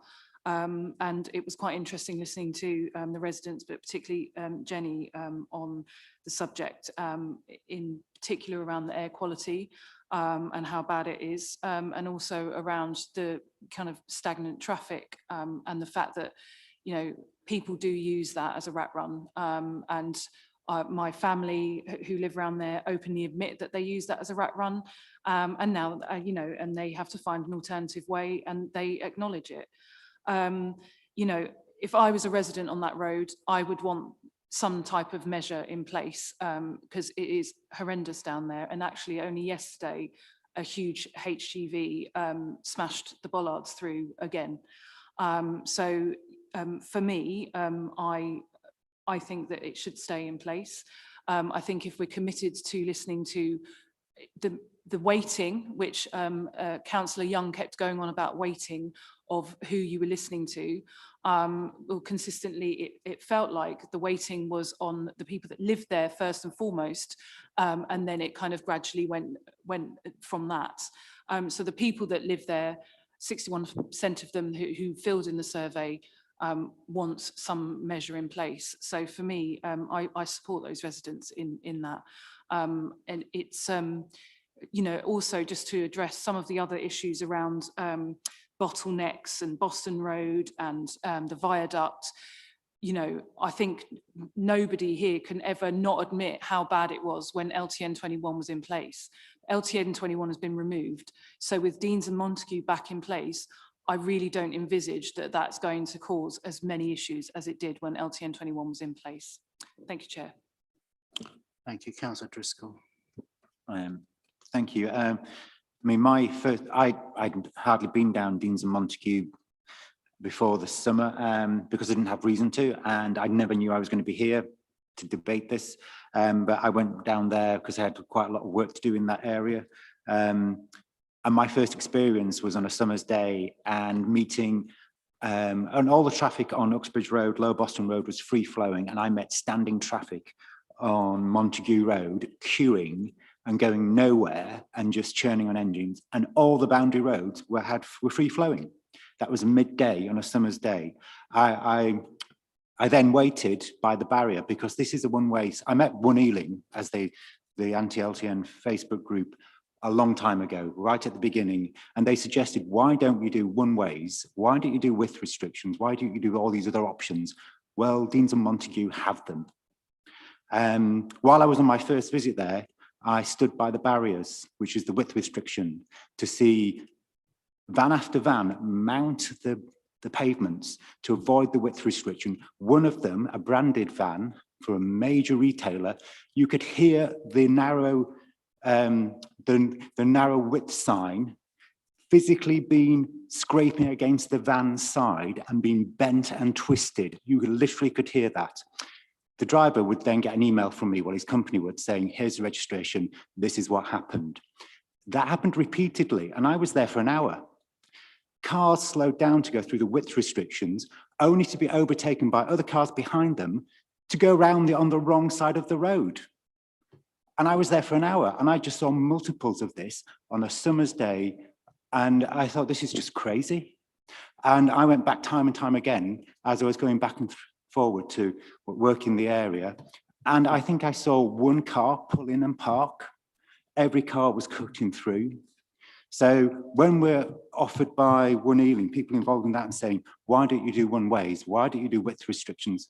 They're there in Deans and Montague. Thank you to Jenny for raising the nitrogen oxide levels. I didn't realise that. I'd never been given those figures before, I don't think. So it just shows how severe it is. I mentioned about, and we shouldn't just take what's on the paper we have in front of us because it's part of a bigger paper. For example, the 22nd of September cabinet papers had lots of air quality information in there. And the EA5 site is very close to Montague Road, and that's had improved air quality monitoring during the LTN 21 period, as other sites in the local area had all had improved air quality monitoring. And I think, as Councillor Kelly was saying, just by using the word LTN, we're then packaging it with a lot of other things. This is like measures on this Deans and Montague are like a lot of other measures around the borough. Oakland and other West Ealing roads have measures to curtail through traffic, and they've been there for years. In Northfields, we know that there's been one there for 40 years, and North Road was introduced in the 70s, and this is no different. The fact it has a tag of an LTN, I think it's just got a lot of packaging with it. Regarding Fisher's Lane, the fact that it's now, it was never built to take the traffic that it was taking, and when we're saying it's exceeding its safe limits, I think that's really crucial in our considerations, because if we're endorsing unsafe road practices, I don't think we have a responsibility to think about that in our wider considerations. And I was in Chiswick recently, and you would struggle to find a bike loop that didn't have a bike change to it, or multiple bikes change to it, which I've never seen before. So I think there's a lot of positives going on there. But I think ultimately, when I saw in the report that it's exceeding its limits and its capacity, I think we have to take that into consideration. Thank you. Right, thank you, Councillor. Right, I'm going to end that discussion now, because I think we've given this an hour and a half, just long tenure, and we have got our items to consider as well. You've heard from both callers in, Councillor Malcolm and Councillor Milliken, who've given their views around both Fisher's Lane and Dean's Road and Montague Avenue, and the response from the Cabinet Member, Councillor Costigan.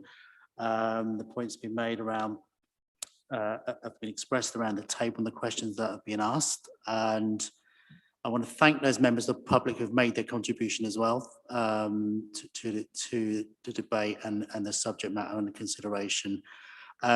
Just to clarify, Hamilton Road has been resolved, so we're not actually going to be asking for a vote on that one, but we am going to go to the vote now.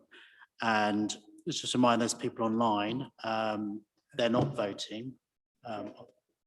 Could I just raise a point of, so we could add a recommendation is that possible? Yes, we can. What's your recommendation? So my recommendation with Fisher's Lane, I think there should be a public safety review in terms of lighting. And I don't mean just for the passage under the tunnel. I also mean in the park area as well, that wider approach. So I think that's been raised, and I think that's absolutely reasonable to acknowledge that. So that should be part of our recommendations, to look at public safety in that area in terms of greater lighting for that wider Fisher Lane area, including the parks nearby. Happy with that? Sorry? Yeah, I mean, the committee can agree to that. I can't. I also have a recommendation. Second. Okay. If we can increase sort of police presence around there in night times, and in terms of like the safety review, I think that could be interesting. And also a recommendation on Cabinet's communication on the Fisher's Lane issue. I think the fact that Hounslow Council have commissioned these consultations and that they've come back negatively, I think communicating why Hounslow Council is so fervently in favour and supporting the Cabinet in pushing this through, I think that's important to try and get the communication right around this too. So just improve the communication. Yeah, and think about, to communicate a bit more why Hounslow Council is supporting, I think, because there's negatives that are out there and people are referencing them. So I think, you know, having that. Just to clarify, okay, obviously the Cabinet decision has been taken. So this is in relation to calling, not what could have happened. Okay. But your recommendation is that we're saying actually to community safety to improve some of the police presence. We can feed that up the chain. Yeah. I'm not sure we have control of that police. No, I mean, communication around it, I think, is what I'm talking about. Okay, I hope you got those, Sam. Okay, look, let's go to vote. Okay, I'm going to take them in two. So all those in favour regarding Deans Road and Montague Avenue. All those in favour of sending the decision back to Cabinet for them to reconsider? 1, 2, 3. Okay, and all those in favour of upholding the decision? Yeah. So decision is to uphold the Cabinet decision regarding Deans Road and Montague. Just to clarify, there's no abstention, were there? No. Okay. All right. And then the final one is on Fisher's Lane. Can I ask all those in favour of sending the decision back to Cabinet for them to reconsider? Okay. All those in favour of upholding the decision with the recommendations we've made around, what we said now, safety review. We'll get the wording clarified. All those in favour of upholding that decision?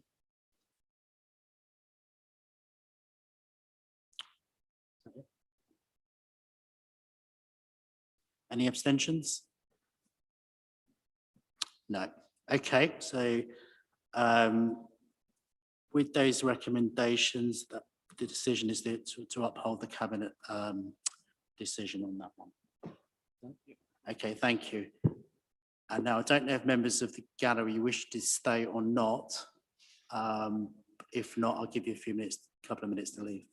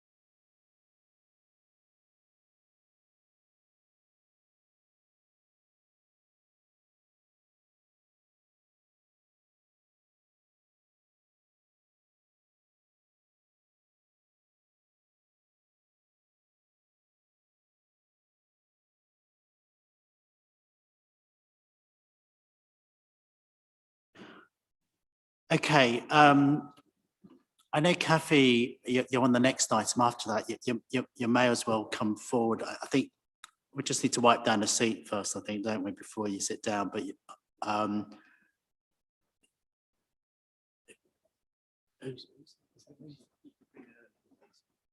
Lisa, do you want to come forward as well? You might, yeah.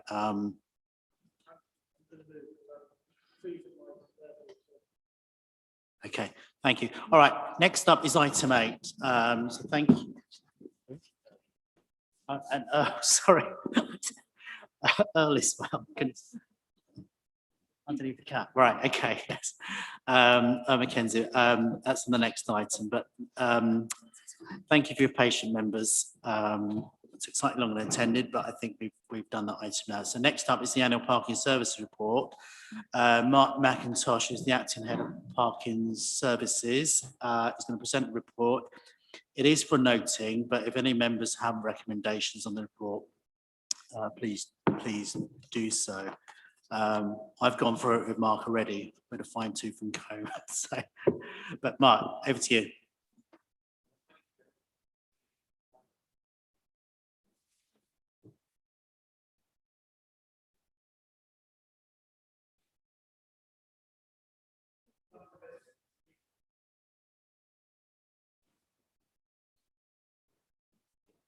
I have pressed that.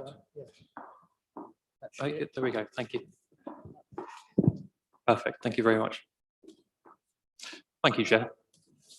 I'm just trying to share my slides with the committee. Yeah, please do. Sorry, I seem to be struggling to connect to the Zoom meeting.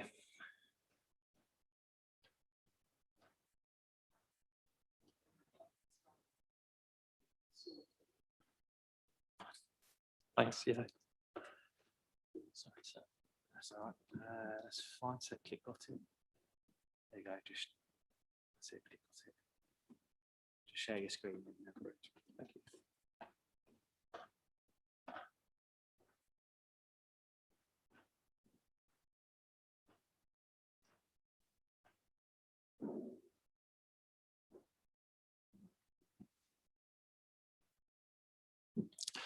Right, thank you, Chair.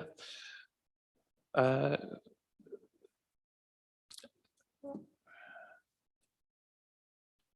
just aware my slides are not appearing on the large screen up. Oh, I see. Okay. Just to let you know, we had a record of 38 viewers an hour ago on YouTube.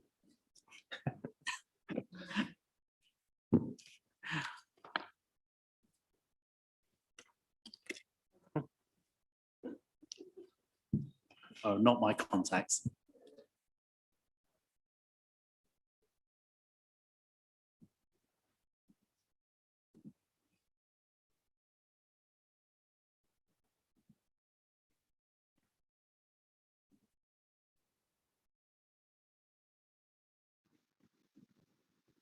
There we go. Thank you.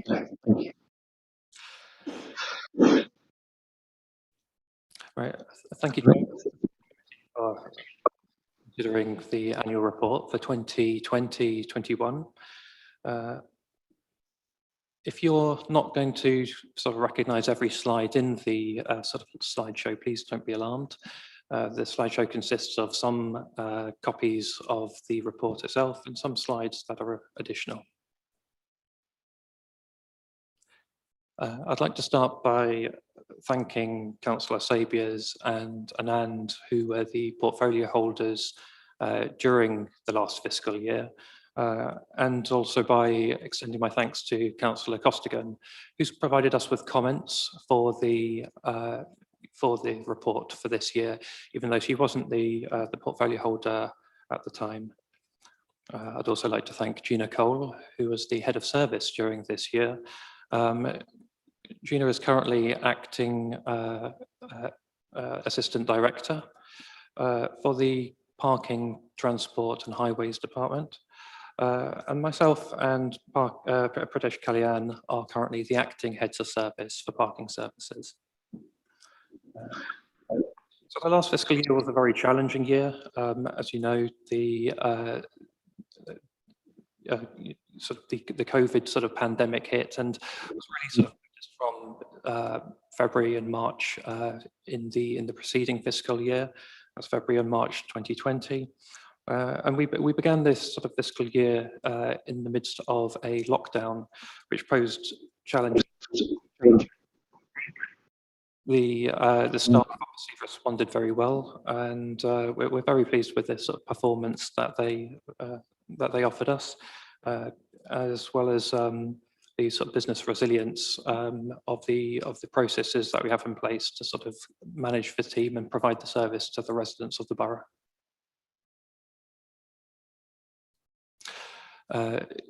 During the fiscal year, the projects that Parking Services was engaged in were affected.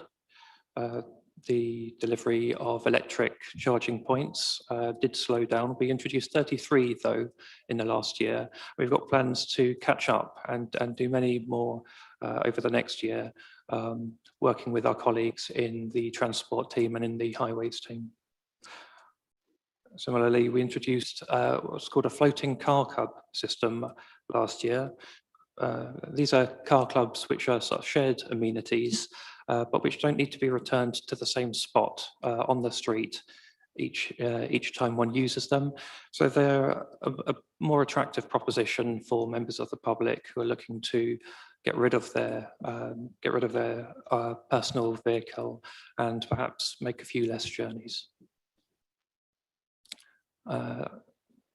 During the fiscal year, we issued far fewer PCNs than we have done in previous years, though admittedly more than in the year 2019-20.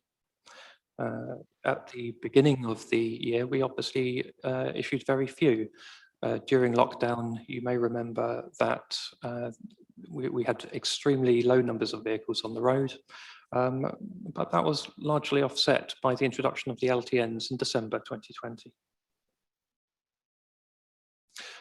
During the last fiscal year, we have also introduced 2 new CPZs. Of particular interest might be the South Acton Industrial Zone, which is the first of its kind in the borough. That project was initiated by our Highways Department, and it's been a success. And on the back of that success, we're now looking at the possibility of introducing other similar industrial zones around the borough, including the north of the borough.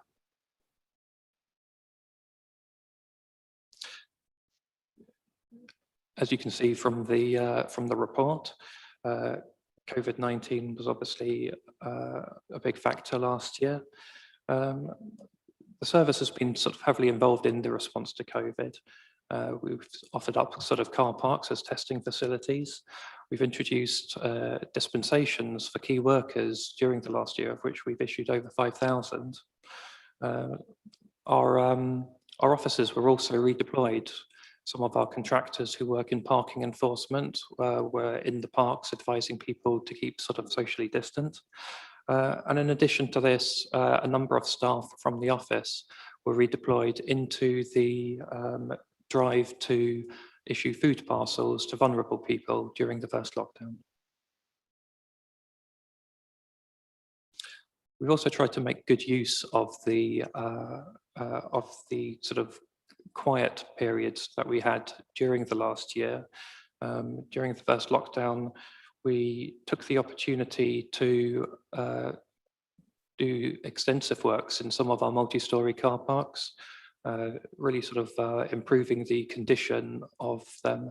And what we have found is that there have been a number of new challenges that we didn't expect to be presented with. So we've got issues to do with antisocial behaviour, people coming into the car parks where they hadn't before. To that end, we've also started locking up Springbridge Road car park in the evenings, something that hadn't been done previously, or at least sort of during my time in the council.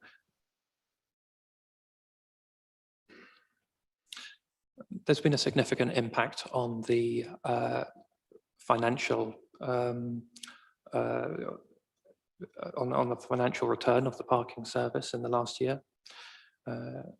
You can see that we have continued to make a considerable contribution to the concessionary fares bill, as well as covering our own costs over the last year. But it should be noted that the income generated by the sale of permits, by pay and display, was considerably reduced. We made a claim to central government for some of the lost income, and we received 70 pence in the pound as part of the government scheme to mitigate the impact of COVID on local authorities. I think the graph in the bottom right corner there shows just how significant that impact is. For those of you who can't perhaps make it out, that's depicting the pay and display income from on and off street locations. And that income continues to be felt. This is my final slide. You can see though that not all parking products are are sort of reacting in the same way. So you can see that the car park income has remained depressed throughout the year, indicating low use by our customers, and perhaps sort of informing the committee of the impact that COVID has had on the high street. In contrast, the bottom graph depicts the resident visitor vouchers or resident visitor permits that we sell. You can see that has returned to a normal level after a particularly sort of quiet period during the early part of the year. So thank you very much for considering this report. I'd just like to say thank you to the parking services team, and I hope you'll join me in thanking them too. Thank you. No, thank you, Mark. Yeah, I will join in thanking the parking services team I get no fines because I don't have a car. So I do thank them. Any questions on this report? Okay, I've got Councillor Ball, Councillor Rice, Councillor Brett, and then, yeah, those three first. Thank you. Press the button.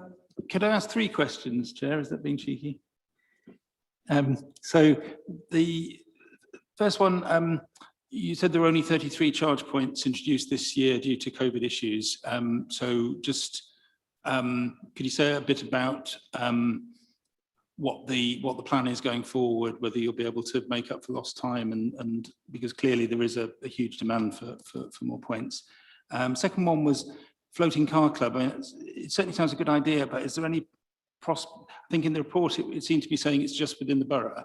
Is there any prospect of having something similar, but with a larger radius? Because clearly it'd be a lot more useful to be able to do kind of floating journeys that were kind of across London. And then the final thing is in the table on your page 13, our page 65 at 418. We've got the bad debt provision charge of 1.5 million. So I see the note that says that it's a sort of similar to the debt adjustment that was done previously, but it's a much larger scale, sort of 3 times as much. So I wonder, is that writing off LTN PCNs, or what's the reason for that very, very large number? Thanks. Okay. So before you answer, can I just remind members that I'm not saying don't answer the questions, just that it is on the report as well. So future stuff, you know, that's probably one for the politicos as well at another stage. But questions, or do you want to move batches of 3? I think batches of 3 is fine. Okay. I might ask you to repeat them as if I lose track. But I think we should be fine. Thank you. Thank you for those questions, Councillor. So the first one concerning car club, concerning electric vehicle charging points. Absolutely, you know, we had intended to introduce more sort of charging points last year with the help of our sort of transport team, who sort of take the lead on that project. If you look at the report, figure 2 on page 8, does give you our intentions for this current fiscal year, and you can see that we're really looking to ramp up the number of charging points being installed. So, you know, hopefully we could be looking at introducing 150 new charging points by the end of March 2022. Regarding the car club, the companies that we're using, they're not specifically just do Ealing. So those vehicles, I do believe that they can be sort of driven from one location sort of to another outside of the borough. That said, I would like to sort of just double check with the car club company which other London boroughs would sort of consider sort of participating in that scheme, just so that I can provide you with an answer that I'm absolutely confident in. But my understanding is that you know, this isn't just an Ealing specific scheme. I think your final point concerned the bad debt provision, which is on page 12. So I can tell you that is really, I think for want of a better term, it's sort of good housekeeping, you know, sort of good sort of financial housekeeping. The what we are writing off are very old cases. I can assure you none of these have anything to do with the LTNs that have been introduced. They're cases that have remained in our system for a long time. We think that we have exhausted the possibility of recovering sort of money against them, and it's appropriate that we write them off. And you know, we've sort of made that part of our sort of routine, and sort of had a large batch to do last year. That's why the number is higher for the last fiscal year. Thank you, Mark. Can I just remind members, kind of keep member questions short and succinct, and remind you this is not scrutiny panel, so just because we want to get too detailed on the questions. So Councillor Rice was next. Thank you, Chair. I'll just first of all ask if I can, please, Mark, about the complaints. There's obviously far more complaints the past year than there were in previous years because there was a combination of the formal and informal complaints. I'm just wondering about what's the difference between the two, and also if there would actually be a wisdom in continuing to combine the two sets of complaints together, if it does actually give a more realistic picture of what's been happening during the year. And also, if I can just ask as well about the permits, it does actually look quite striking that there's been a large increase by the looks of things on a permit for religious purposes. So it does actually just seem like, why has that one particularly been picked on to go up in price when others maybe have not? I don't know if there's any kind of good reason for that. Thank you. Hang on. Just to say, I've got Councillor Brett next, Councillor Young, Woodruff, and Chohan. I'm going to leave it there and thank you for next time, but you don't want to take, I'll take you off, and then I'll take Young, Woodruff, and Chohan. I think it was Councillor Young next as well. No, sorry, before you start, I have got one online question from Councillor Anand. Thank you, Chair. Thank you, Mark, for the presentation. Can you hear me? Yes, I can. Thank you. Thank you. Thank you for the presentation. I do well.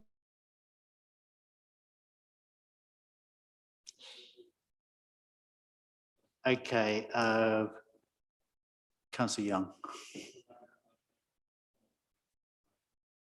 Okay, thank you. All right, Councillor Woodruff.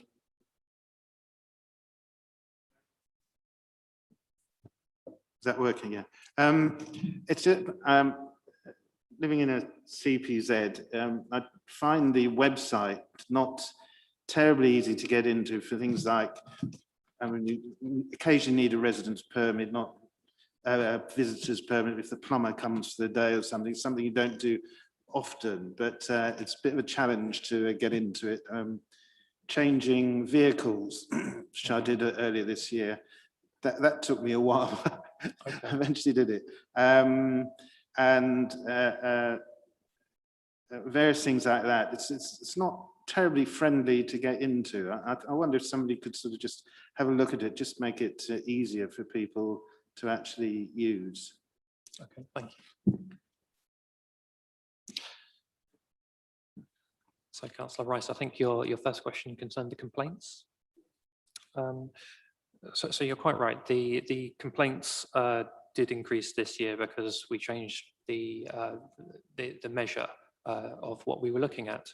The formal complaints that have been previously recorded are effectively the stage 1, stage 2, stage 3 complaints that form part of the council's standard sort of complaints procedure, whereas this year we looked, we broadened that scope and we wanted to consider just more sort of informal expressions of dissatisfaction that we've addressed. And it's a challenge to actually sort of identify these because we actually have a mailbox for complaints within the department, but we found that a lot, actually more than 50% of the incoming mail isn't actually a complaint at all. It's a query. It's perhaps someone providing sort of evidence for something. Perhaps someone's lost sort of patience. They want an answer more quickly than we're able to provide, and they're looking for an alternative route in order to try and sort of get a faster response. So that's what the complaints metric is. It's this sort of wider measure of what we define as a complaint. I do appreciate that. Perhaps, in hindsight, we should have put the formal complaints for this year into this table, just to allow sort of an apples for apples comparison. I've got to sort of hold my hand up. We'll sort of take that on board for next year.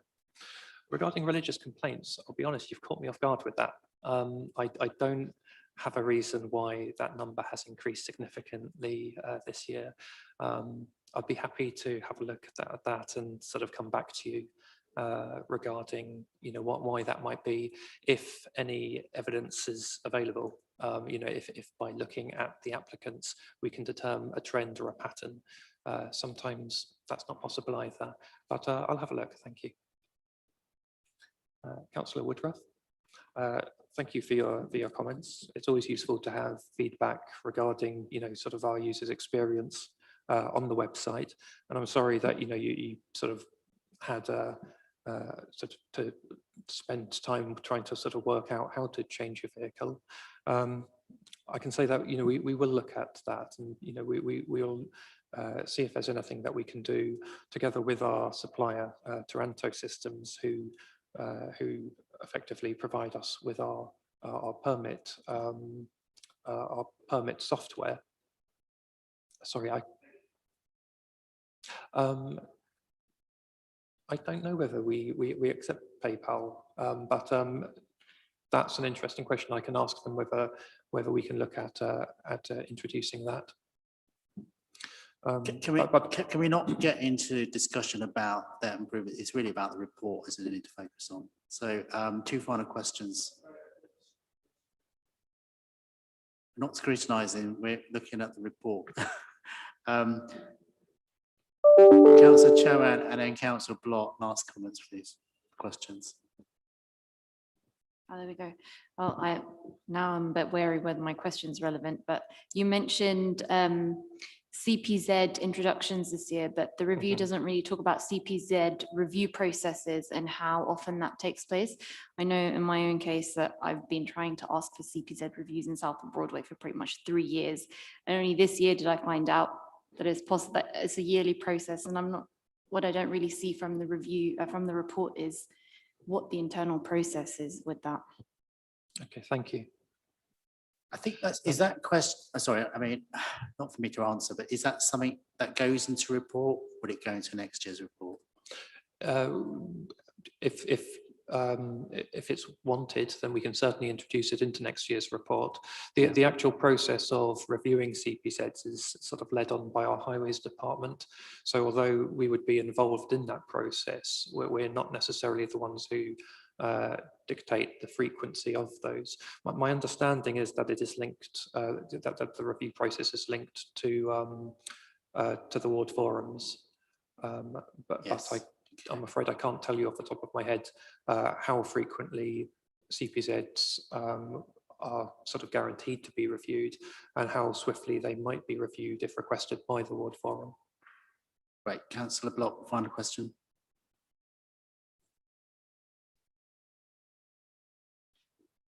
Yeah. Yeah, just a quick one about the pay and display charges. You've got fixed parking tariff prices on the, but my understanding was that they're now to do with the type of engine, so the kind of higher polluting. Is it because that's only been introduced this year, or has it not been introduced yet? Just wanted to clarify that. Thank you, Councillor. So unfortunately, the introduction of emission-based pay and display charges has been delayed by COVID. We're actually in the process of advertising the changes as we speak. So we're expecting the changes to be sort of introduced into our sort of car parks, first of all, probably in the next month. And then later on, the on-street will get done over the next few months. Thank you. I've got Councillor Nan back, actually, I think.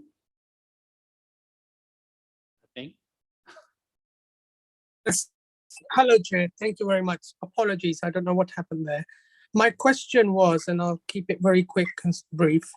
I do welcome the electronic charging points. It's really good, and we have got a good transition between people leaving their diesel cars and petrol cars and going electric. However, I have heard some comments from blue badge holders who actually feel a bit left out because they are now, their first bays actually changed into electric bays. Is there any consideration where we can actually at least have the first bay for disabled, or sorry, blue badge holders, rather than sort of like pushing them back, and it defeats the purpose of the blue badge? Thank you. Thank you, Councillor. Can you answer that or not? I mean, I can we're give it a go. Parking policy. So I think there's a couple of things to consider. I don't think that we would prioritise the installation of an electric vehicle charging point over a blue badge bay as a matter of course. But sometimes when we're looking at suitable sites to install an electric charging point, our choice of the bay that we use is dictated by the electrical infrastructure, the position of a lamp column, various other things. I can certainly raise it as a concern with our Transport and Highways team, who propose the positioning of the bays. But as far as I'm aware, it's not a policy or common practice to get rid of the disabled bays in favour of the electric vehicle charging points. Thank you, Mark. Thank you, Councillor Land, for your comments. All right, look, it sounds like there might be a case for a special scrutiny panel on parking services, I suspect, in the future. All right, look, if there's any further, there's no further comments, sorry, at this stage. There were a couple of comments I know I made to Mark already. There's that Sankey diagram, which I think is so complicated. To a report is not great, but also the text on it is quite small. So in terms of, you know, visibility and access, I think it's the question about when you produce it. I know it's probably going online, but it just needs to be a bit bigger. And I'm surprised nobody picked up on the issue of the honorary freeman permits, which went up from, what was it, about 7 or 9 to about 53 last year. So if anyone's got a question, that ask him separately. But thank you. Mark, for your report, and I think we're just here to note the report. I don't think we've got any further recommendations, so are we happy with that? Okay, thank you very much. Thank you, Mark. Thank you, everyone. Thank you. All right, next item, and I'm sorry, both Lisa and Kathy for having to wait so long. You thought you had a big crowd tonight. And no, thank you, Mark. And so Lisa Buckmaster, who's going to talk about environmental crime. Earl Mackenzie, who's our AD, who's sat at the back. You are welcome to come forward, sir. Who's the Assistant Director of Street Services. Lisa Buckmaster, who's Enforcement Inspection Manager. They're going to present the report that hopefully everybody read. Was there a slideshow as well? I did prepare some slides. Unfortunately, my Surface has just given up the ghost. Oh no. Okay. So, all right. I'm going to wing it. Well, hopefully members have read the report. So if you want to sort of go through the report, and then Kathy, you have got a presentation, haven't you? So, and I've seen it earlier. So, all right, go ahead, Lisa. So the thing that the Envirocrime Enforcement team is most famous for is fly tipping enforcement. Now, fly tipping, of course, is on the rise. Everybody knows what it looks like. And the ultimate goal of enforcement is to stop it, put an end to it. Unfortunately, that's not the only thing that my team does. It's a small portion of what my team does. I included a whole list of our entire remit in the report. But fly tipping is probably the most visible.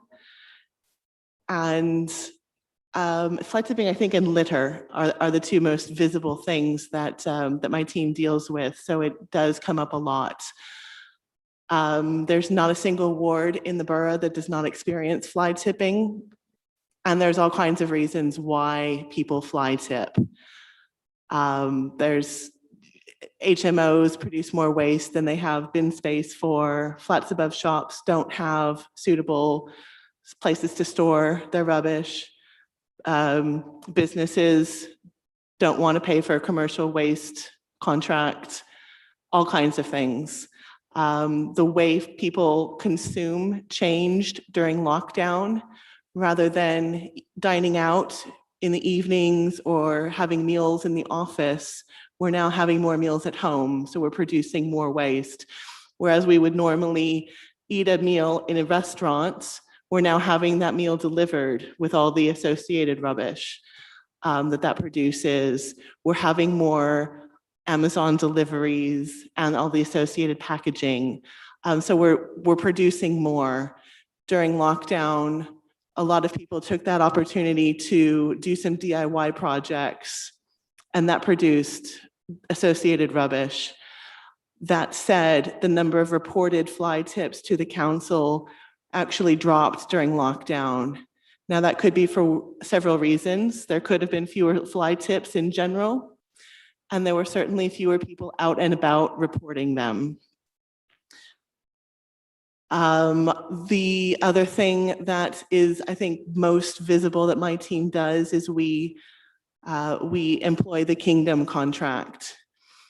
Now, there are a couple of misconceptions about what Kingdom officers are and what they do. If you're on social media, the impression that you'll get is that Kingdom officers are hidden behind hedgerows, waiting to jump out and pounce upon little old ladies in their 70s who have just dropped a tissue by accident. The data, unfortunately, does not support that. The vast majority of fixed penalty notices that are issued in Ealing for littering offenses are issued to white Northern European males under the age of 50. That's about 75% of the littering fixed penalty notices that are issued in Ealing. And it's for littering offenses, predominantly cigarettes. The second highest offense in Ealing for which Kingdom issue fixed penalty notices post-COVID is for spitting. The other thing that there's several services that Kingdom provide to us. Another more controversial service that they provide is what we call business compliance checks or Section 34 checks. Businesses are required to have some legal method of disposing of their rubbish. They can't just sack it up in a black sack and leave it out front. So they do either have to take the rubbish to the tip and pay for commercial waste themselves, or they need to hire a commercial waste carrier. The council is one of those services, but Veolia, BIFA, lots of organizations do the same thing. Now, a commercial waste carrier will provide a waste transfer note, and businesses are required by law to keep waste transfer notes on file for at least 2 years. Prior to COVID, Kingdom officers would attend a business in person, ask to see their waste transfer notes for the past 2 years. Now, of course, no one keeps those kinds of files in a filing cabinet in the back office anymore. So anyone who was not able to present documentation on the spot was issued a 14-day notice to present documentation, and that could be emailed in, it could be posted in. Anyone who had not produced documents within 14 days would get a second visit. And if they were still unable to demonstrate, to show a waste transfer note, they would then be issued a fixed penalty notice. We changed that approach during COVID for a lot of reasons. Most especially, we wanted to limit the number of non-customer people in a shop during business hours. So our approach since COVID has been to send out a letter first, reminding businesses that they do need to have a waste transfer note on file and to please share it with the council. And anyone who had not emailed or posted those in within 14 days would then get the first visit in person. If they still could not produce, 14-day notice to present documentation, and then after 14 days, a fixed penalty notice would be issued.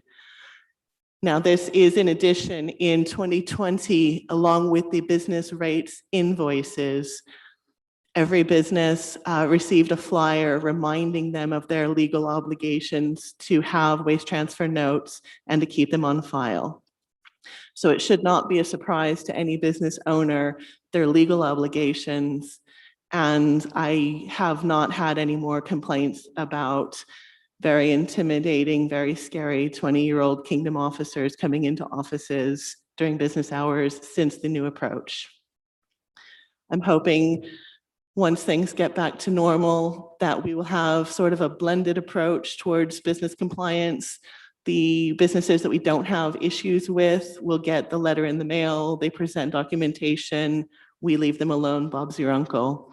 The businesses where we do get complaints, and these tend to be food businesses, restaurants predominantly, will get an in-person visit. They may have documentation, but we would also like to see physically how they're storing their rubbish.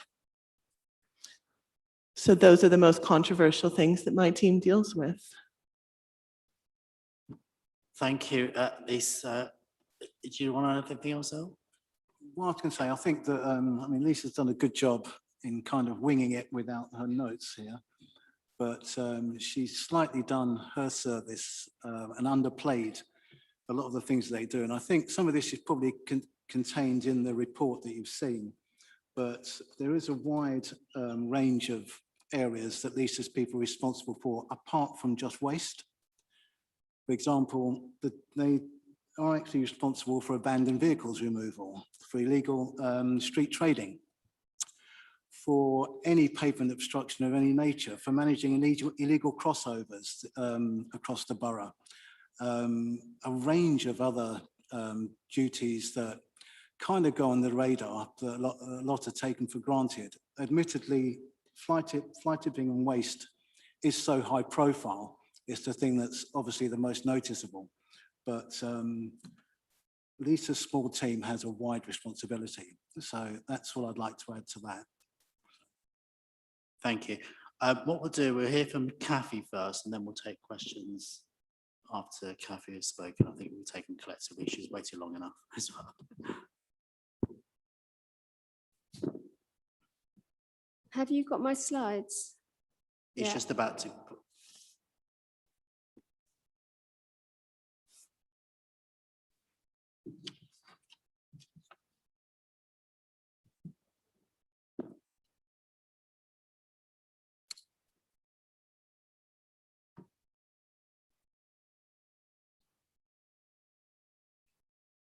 Okay, well, thank you very much, Chair. Thank you for the invitation. It's really nice to be here. It's very nice to meet Earl. I've never met Earl before, so we've communicated many times. It's very nice to put a face to a name. So can I have the next slide, please? So just a little bit of background about Lagercan. The organisation was founded in 2017 by Keith Freegard, who was a resident of Hanwell, and by his own admission, he mainly set the group up because he wanted his dog walk in his local park to be litter free. That was the Bunny Park. And he organised a group to regenerate a rose garden near his house. So that was the origin of Lagercan.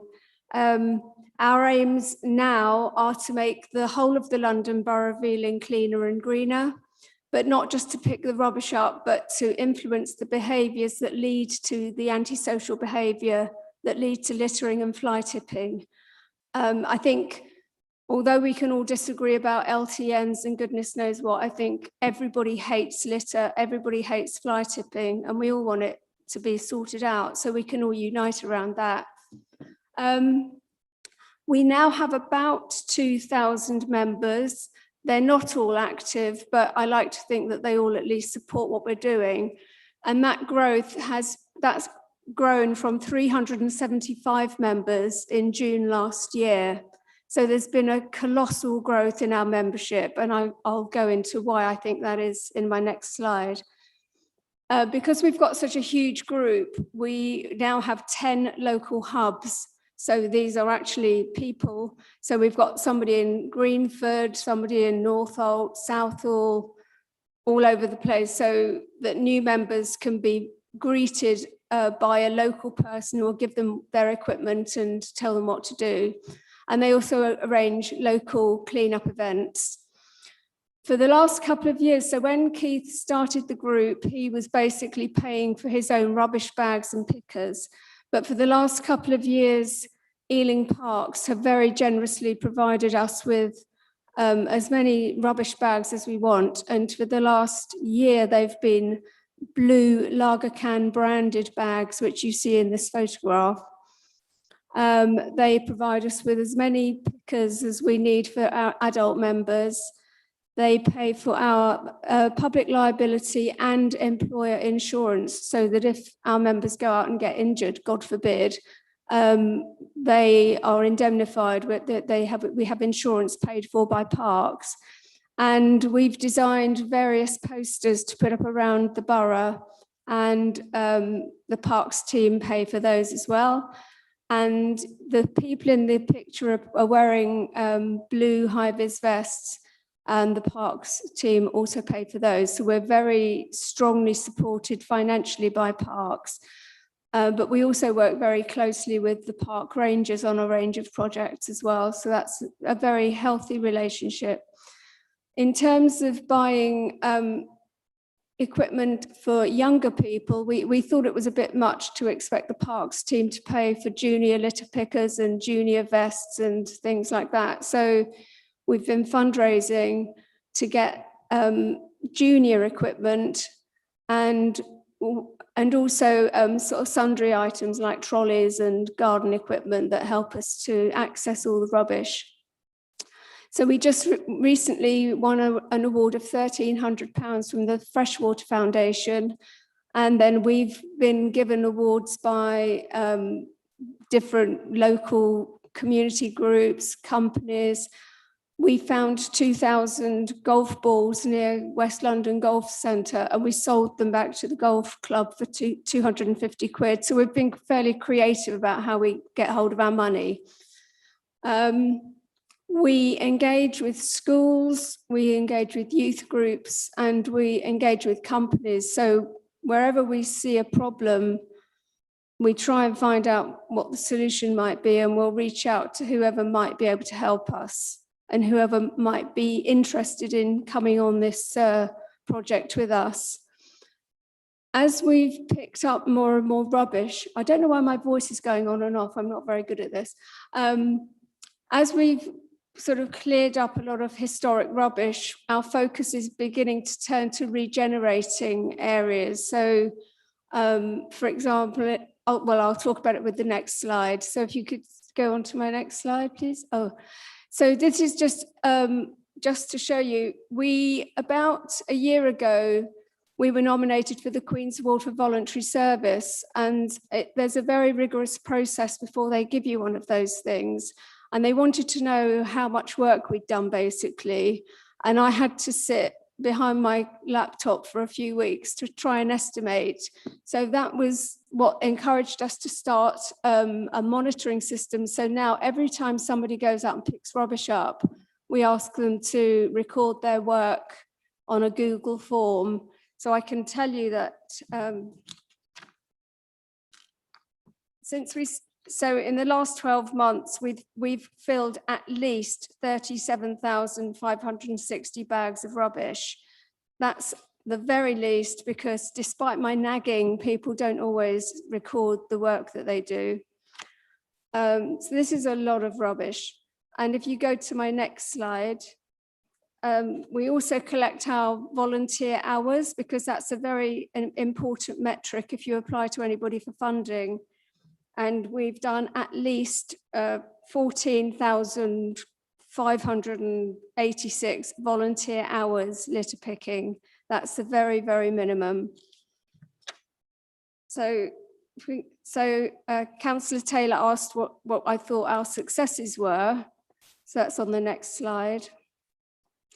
I mean, I could be here all night telling you about our successes, but I think it started off with Warren Farm in Norwood Green, which, as I'm sure you all know, used to be a council-run sports facility. And I believe the council left about 10 years ago, and it had become rewilded. So it had developed the most wonderful sort of wildlife haven, but it was very, very heavily littered. There was an old wheelie bin storage facility there, which somebody had set fire to in 2017. And what remained was what we called the wheelie bin graveyard. And then around the old sports buildings, there were tons and tons and tons of fly tips. It was horrendous. So we held altogether 8 organised group events at Warren Farm just to pick up the litter we could manage. It was quite interesting because Robin Williamson, who works in Earl's team, who's been one of my very closest contacts through all this, is always very helpful. when I told him we were going to the Warren Farm, he said, oh, you'll need about 60 bags then for your rubbish. I reckon we've filled probably 3,000 or 4,000 bags of rubbish. It was horrendous. It hadn't been dealt with for a long time. And I think when we'd done that, the council very kindly cleared the wheelie bin graveyard. That was the streets team. And then the parks team paid for all the fly tips to be removed. And then we asked for CCTV in the car park because it was a very big fly tipping hotspot. Since the CCTV was installed, I don't think there's been a single fly tip in the car park. And I think this Warren Farm is a great example of everybody working together and achieving some very impressive results. And it stayed more or less clean. So I really think that was a big success.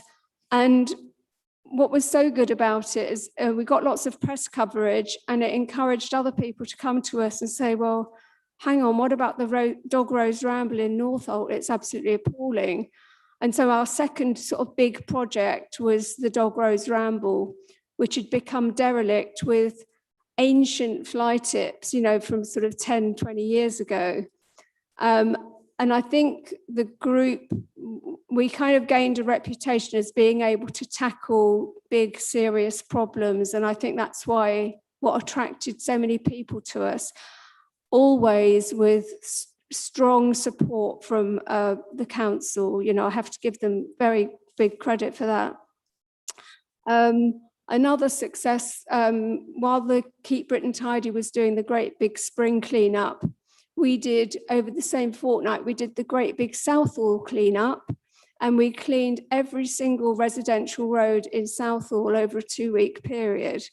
That was very insightful, and I must admit I did find myself wondering if Southall Green would be quite so filthy if the tip hadn't been closed.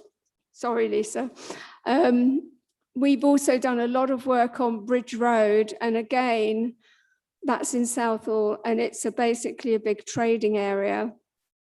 And again, we worked very closely with the MP, councillors, the enforcement team. There was a trading license check. There was a rubbish license check.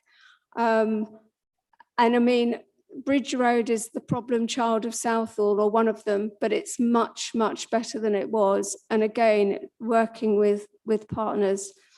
Noon Foods is a huge employer in Southall by the Iron Bridge. And the local area was very badly littered with what we suspected was rubbish from their factories. And we tactfully approached them, and they agreed it was rubbish from their factories. And this culminated in an email going to every single member of staff, bins put on site, a reminder for them to throw their PPE in the bin.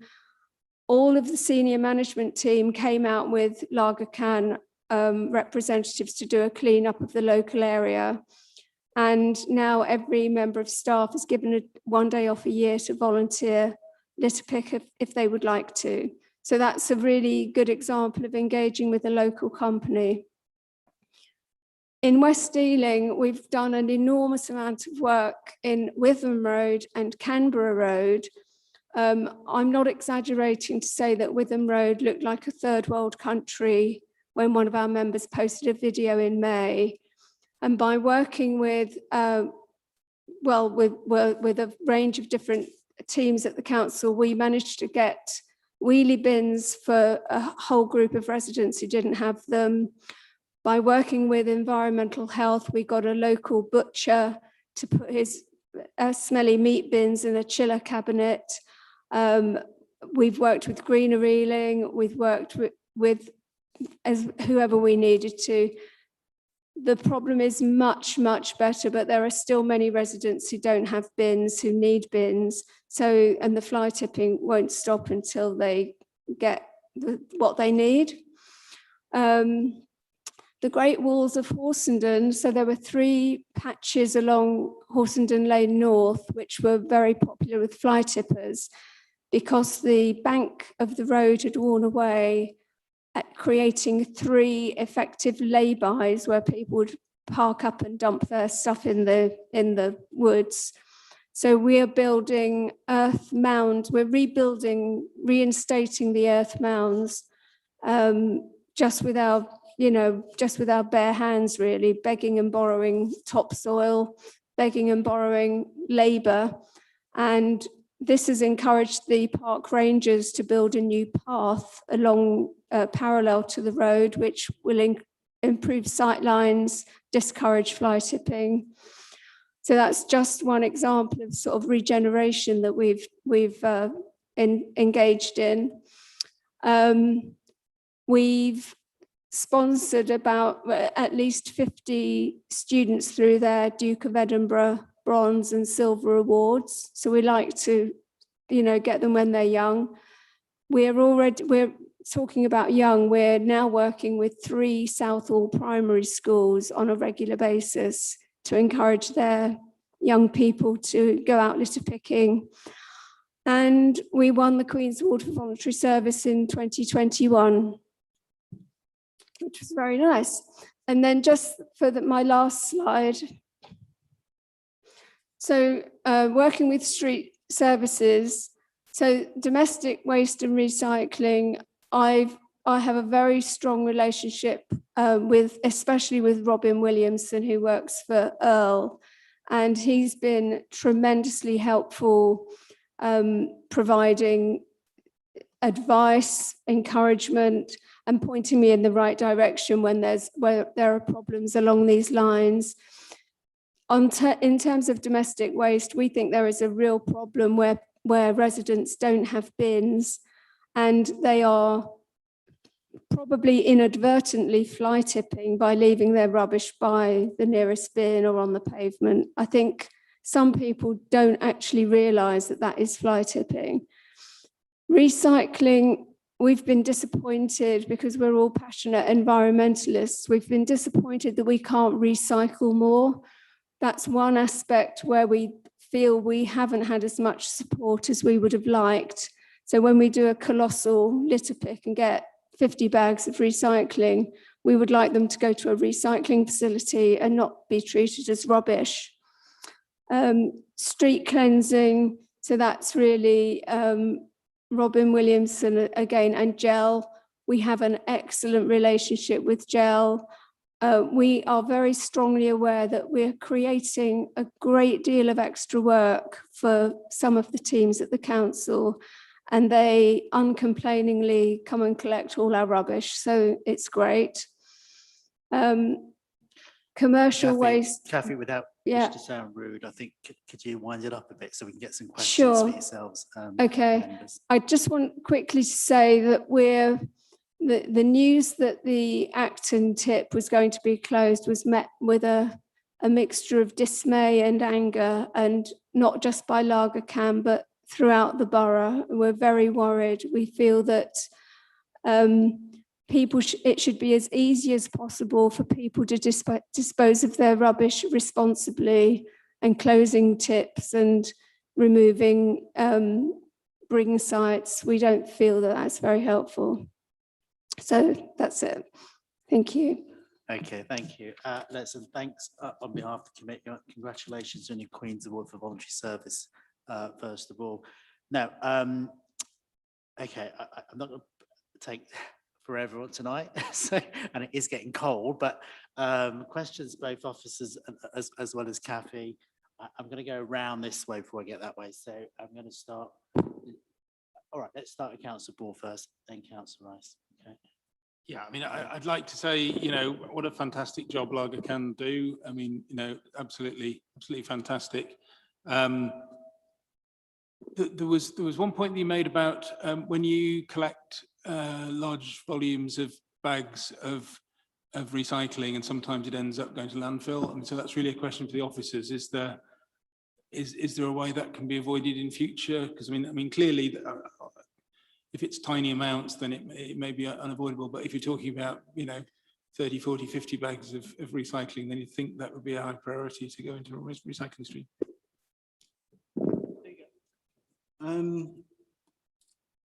It's actually not that straightforward to deal with recycling that's been collected as litter.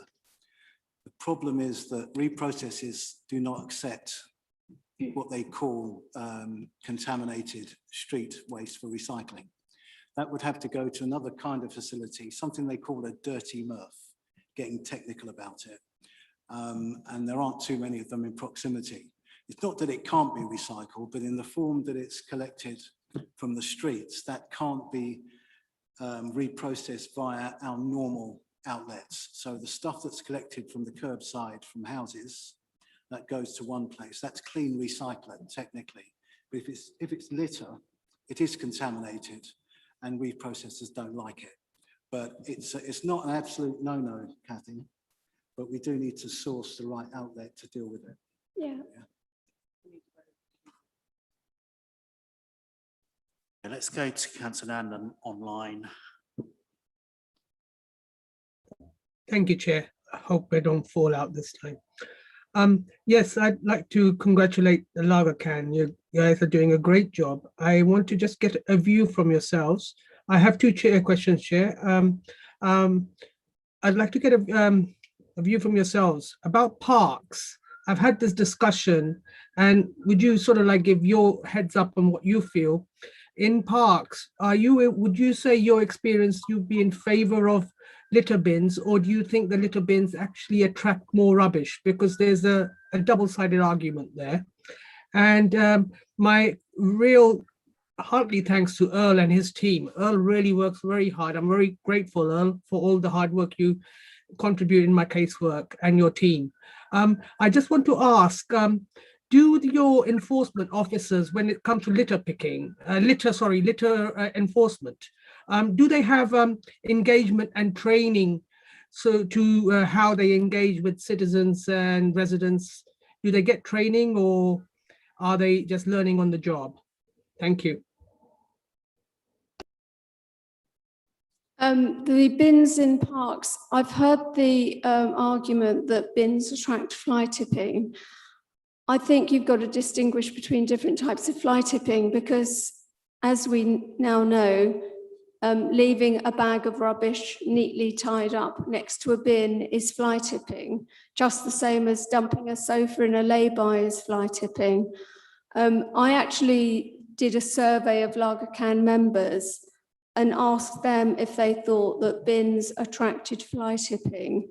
And I think one person out of 125 said maybe. And we don't believe that bins attract fly tipping. We think that bins might attract, well, sort of proper fly tipping. They may attract bags of rubbish that won't fit in the bin, but they're not going to attract any sort of fly tipping that wouldn't have been fly tipped anyway. So we don't agree with the removal of bins from parks. And in fact, in Lisa's report, she cited the Maytrees Rose Garden as a place where the bins had been removed with no detrimental effect on the environment. But we have, more or less coinciding with when those bins were removed, we've had 7 members of Lager Can regularly picking litter up in that park. So I don't think we've got any evidence that removing bins encourages people to take their rubbish home. We don't agree with that as a group.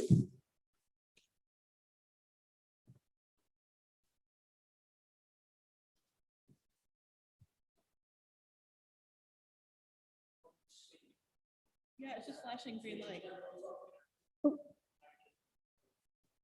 Oh.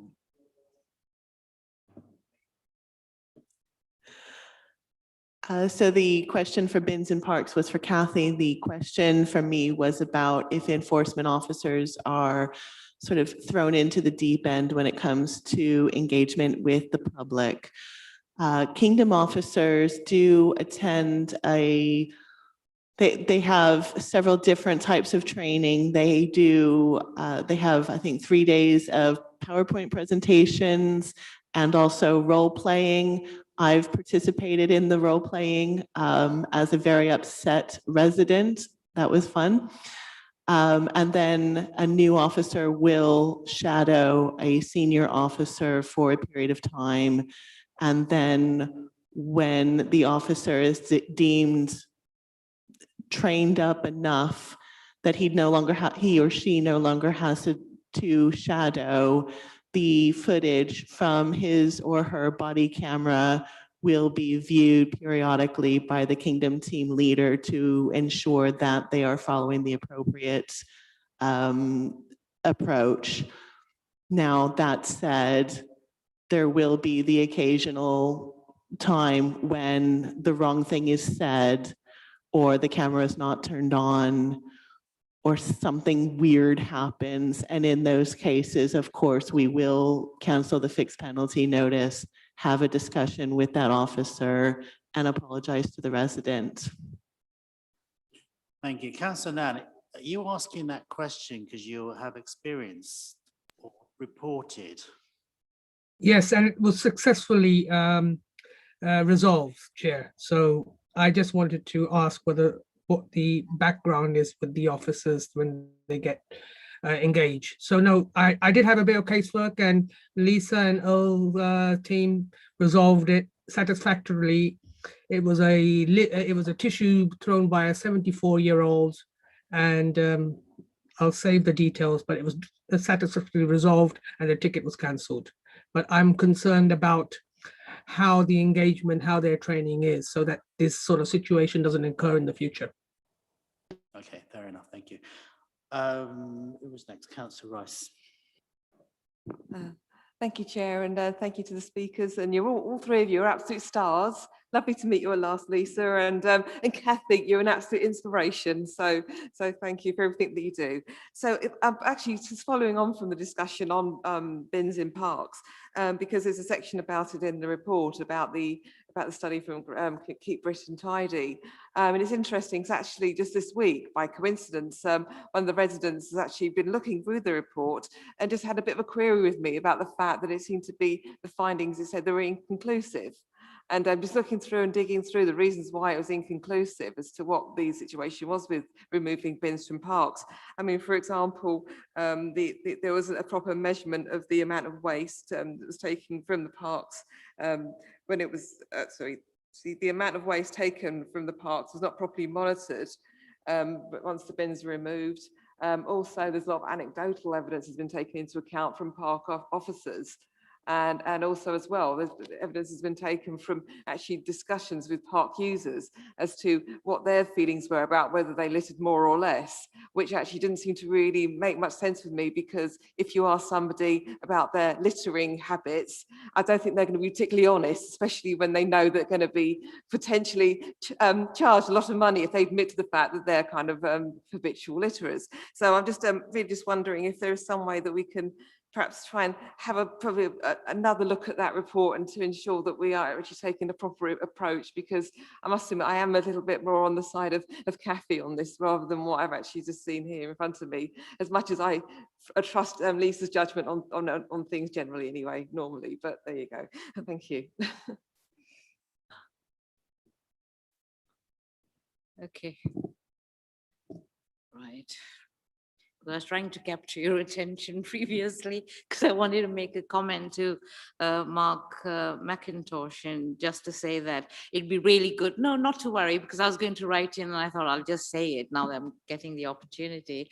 It was just to say that the report is excellent, and what what they've said is actually, you know, reflects in the work that we do with them. So really good on that, and helping resolve many issues quite promptly, sometimes difficult ones. But it'd be really good if it's possible to include, if you know, next time around, to include the borough's car parks and the revenue that they yield, because some developments are taking place, and it'll be good to know. Say, for instance, there is one which is the one that's the most profit making in the borough, but it's gone for development. But it is just for the sake of residents and transparency, if it is possible, because, you know, when I asked, I was told, so I don't think it'd be a problem, but it'd be something good to include those as well, because we have several. So, and going on streets, again, Councillor Anand's beaten me to that, but Kingdom Securities are, I think, need a little bit more training. They just are considered to be too aggressive, and there are occasions, and you've clearly been really transparent on that, that they've not switched on their video. And being Central Ealing, you know, we do get a lot of issues arising, very satisfactorily resolved by yourselves. I must thank both of you, Earl and Lisa, for all the actions, the prompt actions that you take, be it flight tipping, you know, anything to do with litter, and the recent incidents on enviro crime. So I know it's quite challenging, but I think Kingdom do need, because there have been complaints about them running after people, literally chasing them down. And I think that's really very intimidating. And it's not, they're the ones, nobody's saying anything about, you know, the team, but it's always their Kingdom Securities coming up. And I think it's jolly good that, you know, they're stopping people from spitting and littering. When it comes to Kingdom enforcement officers, there are a couple of challenges. There's a high turnover level in that sort of a job. There's a certain personality type that really will excel in that job. And unfortunately, that's not always the kind of person who applies.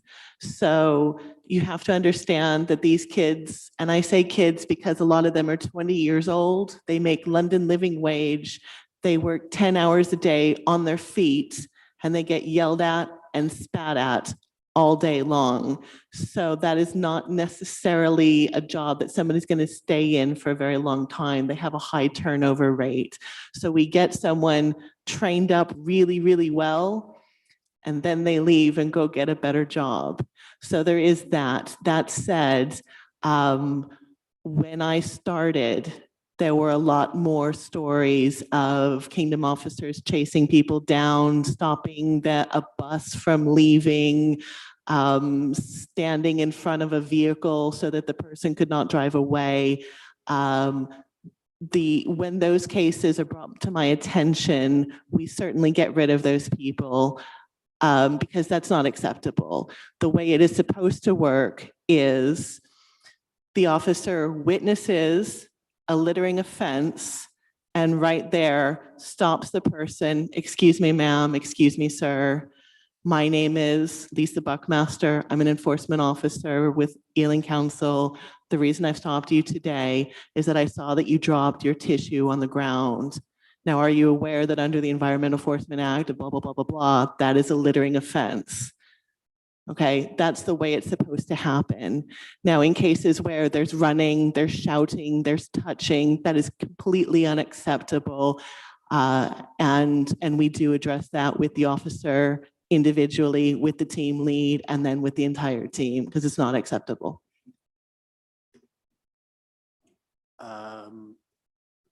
Sorry, who's answering Councillor Rice's question? Sorry, Kathy.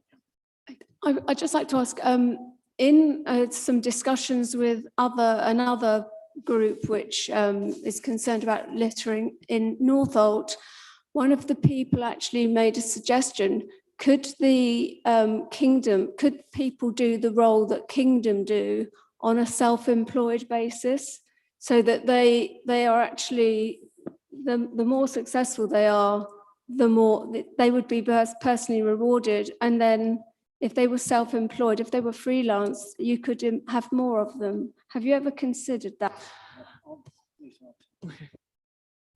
That is absolutely something we wouldn't entertain. For the simple reason that one of the things we ask of Kingdom and similar contractors is that their staff aren't incentivized financially in any shape or form to undertake their enforcement duties. So that really would lead to some of an increase in the number of issues that Lisa's alluded to. So that's something we absolutely wouldn't support. And also there are personal safety issues connected with that as well. So. I would have thought if those self-employed people had the same training as a Kingdom officer, I don't see why there would be an issue, but yeah. I suspect part of it, maybe they would go for easy victories as well. So the example of the 73-year-old pensioner can become an easy person to fine, as opposed to, I don't know, I take a 25-year-old. So that there are those dangers and equity as well about who they'll be looking out for. So I think we'd then be having a scrutiny panel about Kingdom security and equality, to be honest, as well at that point. I think it's fair to say, and this is sort of from feedback from our members and just the public in general, that Kingdom do have a reputation for going for the low-hanging fruit. So they'll go for the person who's dropped a cigarette end on their way into the station, rather than tackling the really big, serious issues. And that is feedback that we've received sort of within our members, but also from the public in general. So I defer to Earl to decide which kind of enforcement officers, obviously, but I don't see that the issues would be any different if the people were self-employed. You know, we are very good friends, by the way. Are very good friends. But to disagree with Kathy here, the main point is about the incentivisation. The Kingdom staff are salaried, that's one thing, and they are not paid on the number of fixed penalty notices they issue. If they were, I'll reiterate, I think the scale of problems with performance and behaviours would be a lot greater than they are now. And I think it's important to put it into perspective as well. If you look at the thousands of fixed penalty notices that are issued against the percentage of complaint that you get, and let's face it, people do not like getting fixed penalty notices. So the people who generally will complain are people who will have received a fixed penalty notice or know somebody who's received a fixed penalty notice. That's not to say there isn't bad behaviour and poor practice, but we do need to put it into perspective against the total number of fixed penalty notices issued. Yeah, thanks. Sorry, can I just make a note in relation to Councillor Kamal's comments in relation to the parking report for improvements for next year? We'll just add those to the list as well. Going around the table, did you want to ask a question, Councillor Brett Summers? Councillor Summers? Yeah, thank you. Yeah, I wanted to also add my thanks to Lager Camp for the work you do in my ward in Northolt, especially along the Grand Union Canal, North Aller Fields, Kensington Road, that whole area, which is a bit of a magnet for rubbish. And also, I've seen the Kingdom officers. They quite often sort of turn up on the bus in the morning on the E10 in Northolt Station and seem to be doing a good job. So I'd support them. I'll take your point. It's not a very nice job to be doing. A bit like traffic wardens. My main questions are on fly tipping. I just wanted a bit of clarification on something and a question. On page 9, it mentions the number of the reports of fly tipping has tripled to 532. That's talking about Love Clean Streets, is it? And also, I mean, because it seems a bit low if that is the right, because I myself report about 50. So, and also on the question of fly tipping, have you got an update on the weighbridge at Greenford Depot? Because it has been out of action for a long time, and you know, which you can imagine that would have exacerbated. I mean, Councillor Kelly says it's fixed, so I noticed yesterday as I went on the bus on Rowdale Road, a whole load of building refuse just dumped in the road. Rowdale Road is quite a bad fly tipping black spot, so I just wondered if that may have exacerbated it. Yeah, the weighbridge is fixed, and it's, as of yesterday, strangely enough, it's operational. Whether that had an impact on local commercial fly tipping is debatable. I think fly tipping is not the natural default for somebody who cannot legitimately dispose of their waste. fly tippers generally fly tip to avoid either paying the cost, and where it's builders, whether there's a weighbridge there or not, they will pocket the money and dump somewhere. So I'm not sure whether there's a connection, may have been, but the indications are that fly tipping of that nature didn't increase during the period of weighbridge closure. If I could just, whoa, sorry. Sorry, I've never been accused of being a quiet American. I apologize.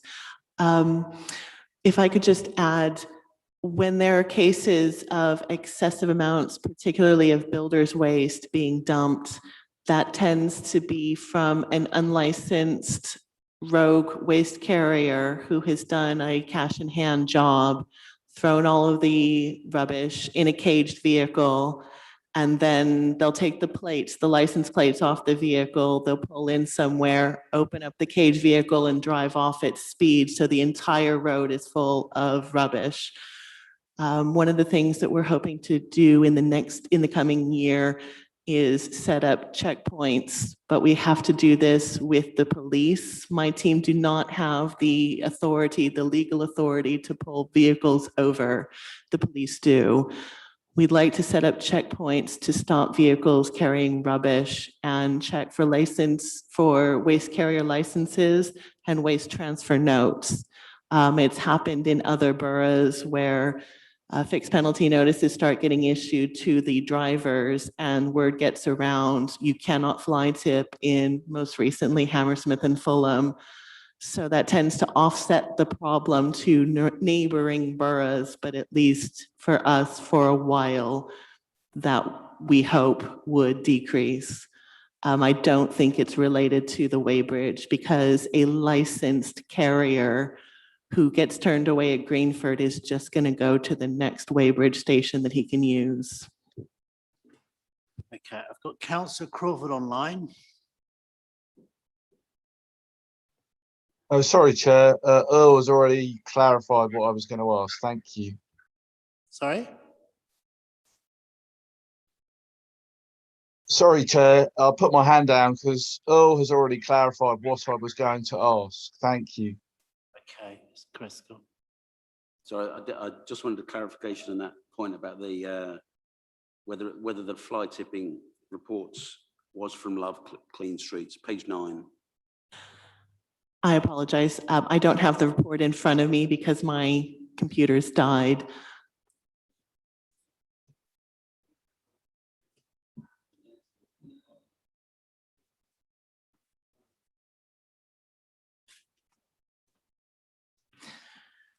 I think most of that increase is due to Kathy's team, to be honest, because both increases, the increase in her numbers and the increase in my numbers tend to coincide.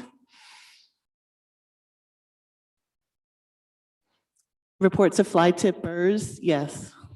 That's saying, that is either a person saying, I saw the person who lives at number 40 coming out and fly tipping, or in the case of Kathy's group, we've been doing a litter pick. We found this bag of rubbish. We went through it and we found some post, or we found some commercial rubbish that we think is linked to this particular address. Here's all the information. Go do your enforcement work. That leads me nicely to the questions I had, but just to applaud Kathy and her team, and great the way you've tasked certain areas. You don't need to thank us because we're having great fun. Yeah, no, I mean, you don't know me, but I see you out all the time. But so next time I'll stop to check. I mean, I wish I could do more, but you know, I'm as Earl can and Lisa can bear testament. I try to keep a handle on my own street. You know, flank walls are continually full of litter, and I report, you know, and litter I take away myself and recycle, even though I'm told it's contaminated, but it goes in my recycling bin. But the Love Clean Streets app, I think it's really one of the easiest apps to use, not cumbersome at all. And when I report something, I get an email back, and then I often forward the email on to you two if I think it's a bigger issue. But I still don't, I'm not convinced about, I want to be convinced about how many of these things are enforced. And I don't really get that service back. I understand there may be privacy issues, but you could expand on that. So. This is an issue that Kathy and I have been discussing greatly in recent months. When it comes to reports on Love Clean Streets, there's not a mechanism for us to, there's not an easy mechanism for my team to provide feedback through the Love Clean Streets app. The way it's set up, it's a one-way information flow. It comes from you to us, and then we do what we do. And unfortunately, it's not really set up for you to find out what happened. That said, with the introduction of the Microsoft Dynamics system that just went live in September, the plan is for us to be able to provide some sort of feedback to the resident, whether it's through Love Clean Streets, whether you've logged on to Dynamics and reported it that way. Unfortunately, right now we're having integration issues between Love Clean Streets and Dynamics, and that's been raised with our IT team, and I hope they have a fix for it. But I do take your concern that if you're going to report something, you want to know what's happened with it, particularly if what you're reporting is a fly tipper. You want to know that person was caught, that person was issued with a fixed penalty, that person is going to court, something along those lines. Or if we've dropped the ball, you want to know why. Yeah? Yeah, it's good to know it's work in progress. Thank you. Yeah. And if I can just add to that, our fly tipper reports, one of Lisa's team is particularly diligent in letting us know what happens. And I'm aware that we've helped to raise several thousands of pounds in fines by reporting fly tippers. And that is highly motivating for our members. You know, it almost becomes a rite of passage that you want to catch a fly tipper. And I know that we've caused Lisa a lot of extra work, and she very helpfully gave a presentation to 11 of us a month ago to make sure that we knew exactly how to report a fly tipper, so as not to waste our time or Lisa's team's time. But I couldn't agree more. You know, Lisa knows my views. We do want to know what we want the feedback. You know, if the ball was dropped, why was it dropped? We'll do it better next time. That kind of thing. Okay, thank you. Look, members, I'm conscious of time. It's very cold, and hang on before you come in, Anthony Kelly. Just remind us on this side of the room, keep the questions short, and if there's any recommendations we wish to make as well. Obviously, there's a couple as well. Yeah. No. Simon Woodworth. No. Yep. And Lisa, in the report, you did mention a possible reason for why Southall Broadway, for instance, would have like a lower contact rate in reporting fly tips. I noticed that it was across the board pretty much in Southall wards. I'd be interested to know, you know, aside from people moving out of the area in a high turnover rate with renters, is there anything more that could be done? Is it about IT literacy? Is it other languages? You know, there's definitely no shortage of fly tipping in Southall, as I think Kathy also knows. So what are we doing that, you know, needs to be improved in terms of engagement? And we've done a lot of work in Southall around that area, especially the Broadway and the Green. Something not working. Before you answer that, sorry, Lisa, just to follow up on that, because I know the report makes reference to transient communities. Now, the Acton wards, I mean, East Acton's got the highest level of private renting, so clear. I mean, it's got the highest population as well. So So yeah, I mean, I'm not saying you can have the answer now, but there is an issue there because it can't just be that, you know, people there for 6 months, whatever, but communication issues as well. But go ahead. I would love to say that I have the answer to that one. I think particularly in Southall, there is the impression that, oh, don't bother telling the council, they won't do anything about it, right? And we've had a hard time getting across the message that we spend so much of our street cleansing budget in Southall, and it still looks the way it does in terms of the number of fly tips and litter. So it's not that we don't care, it's not that we're not trying, but there is that impression. There's also, people won't report things directly to the council, but they do report things directly to a councillor. And then the councillor will email the officer directly, and then that data is not captured in the data. So it happens everywhere. It tends to happen, I think, more in Southall. I think there are language issues. I think there are also connectivity issues, and there are transient population issues that, again, are not unique to Southall. But I think all of those things are part of the picture.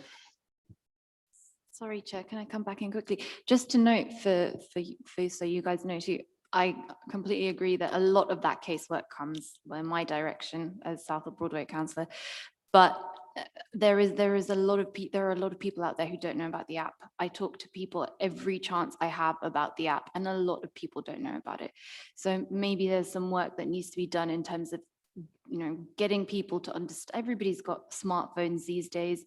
You know, that this app is out there, how to use it. Maybe there's some simple sort of informational things that we could do to engage people around that a bit more. I think you're right. I think once we fix this integration issue between Love Clean Streets and Dynamics, there's definitely scope for some sort of re-engagement, particularly with Southall. During COVID, we've kind of stepped back a bit from the behavior change project that we were trying to work on in Southall. And I think once we get the tech back up and running the way it should, that would be a good opportunity to restart that behavior change. And I look forward to working with you and your member colleagues in that sort of engagement. Thanks. I mean, I recognise a lot of the work that the street services staff do, because I know when I've reported stuff, they've not just checked one business, they've often checked the whole parade, which is great. A couple of things about fly tipping and not fly tipping, like crossovers. I mean, it'd be interesting to know how many have actually been checked and enforced, because a lot of them are age-old historical, and you can see, but yet what goes on, how they're monitored, and whether there's link up with highways and pavements to make sure that they're actually enforced, because there's a charge for crossovers, but it's just a cost-based charge. So it's a reasonable charge for the work that needs to be done, but how many are acted upon, that would be good to know. I've got a few other points. I'm a bit skeptical in terms of parks, Maytrees. I actually asked people who were litter picking there to stop because they were skewing the results when the trial was going on. And it was and I spoke to Chris Bunting to say it was interesting to see official Ealing Council green street waste bags being tied to the fence and being full of lager cans and other beer cans and stuff. But there were official Ealing Council green bags, street waste bags that were tied to the fence, but there were no bins in the park, which was, I've spoken to Chris Bunting about that. I'd be interested to know from my visits to Park Royal, there's a perception there from businesses that the council doesn't care. I saw one business and they said they repeatedly report fly tips just around the corner from them, and they're commercial fly tips. It's a business that they're just on a quiet street and it gets dumped. I reported it in Love Clean Streets a couple of weeks back, and what was being reported previously was just had more stuff piled on top of it. So it had a second fly tip on top of what was reported several weeks later, so there'd been no action. And I know Love Clean Streets does work, but it was disappointing to see that because it was quite substantial. So the businesses just don't think the council will do anything because it's not a residential area. And I'd be interested to know in terms of monitoring. Sometimes I think we're solving the problem of collecting fly tips on main roads. I'm thinking particularly of South Ealing Road. But week in, week out, literally day in, day out, the same spot is used probably by the same businesses each and every day and collected each and every day. Commercial waste, not bagged. But I just wonder, are we just collecting it and sometimes thinking, actually, this is just a pattern? Do we record the patterns and then think we need to do some action there with those businesses or do some contract compliance? So there's quite a package of stuff there. Because we're volunteers and a lot of us are retired and we've got lots of time on our hands, we actually do try to engage with, you know, so for example, in Witham Road, Canberra Road, when we see people coming out of their flats, we ask them, you know, well, why are you fly tipping? You see them sometimes doing it in front of your face, and it's because they haven't got a bin, or in the case of a commercial business, well, our bin has got our Euro bin's got a broken lock, and everybody's using our bin, and we actually get in touch with the companies that own the bins, and we try and sort these things out. But I mean, we've got time on our hands, and I think with respect to Lisa, I guess her team haven't got time for that level of engagement, but they can use us. You know, we want to work with all the departments at the council to get the problem sorted out. You know, that's what we're trying to do. So I would like to make that offer. We're available to help.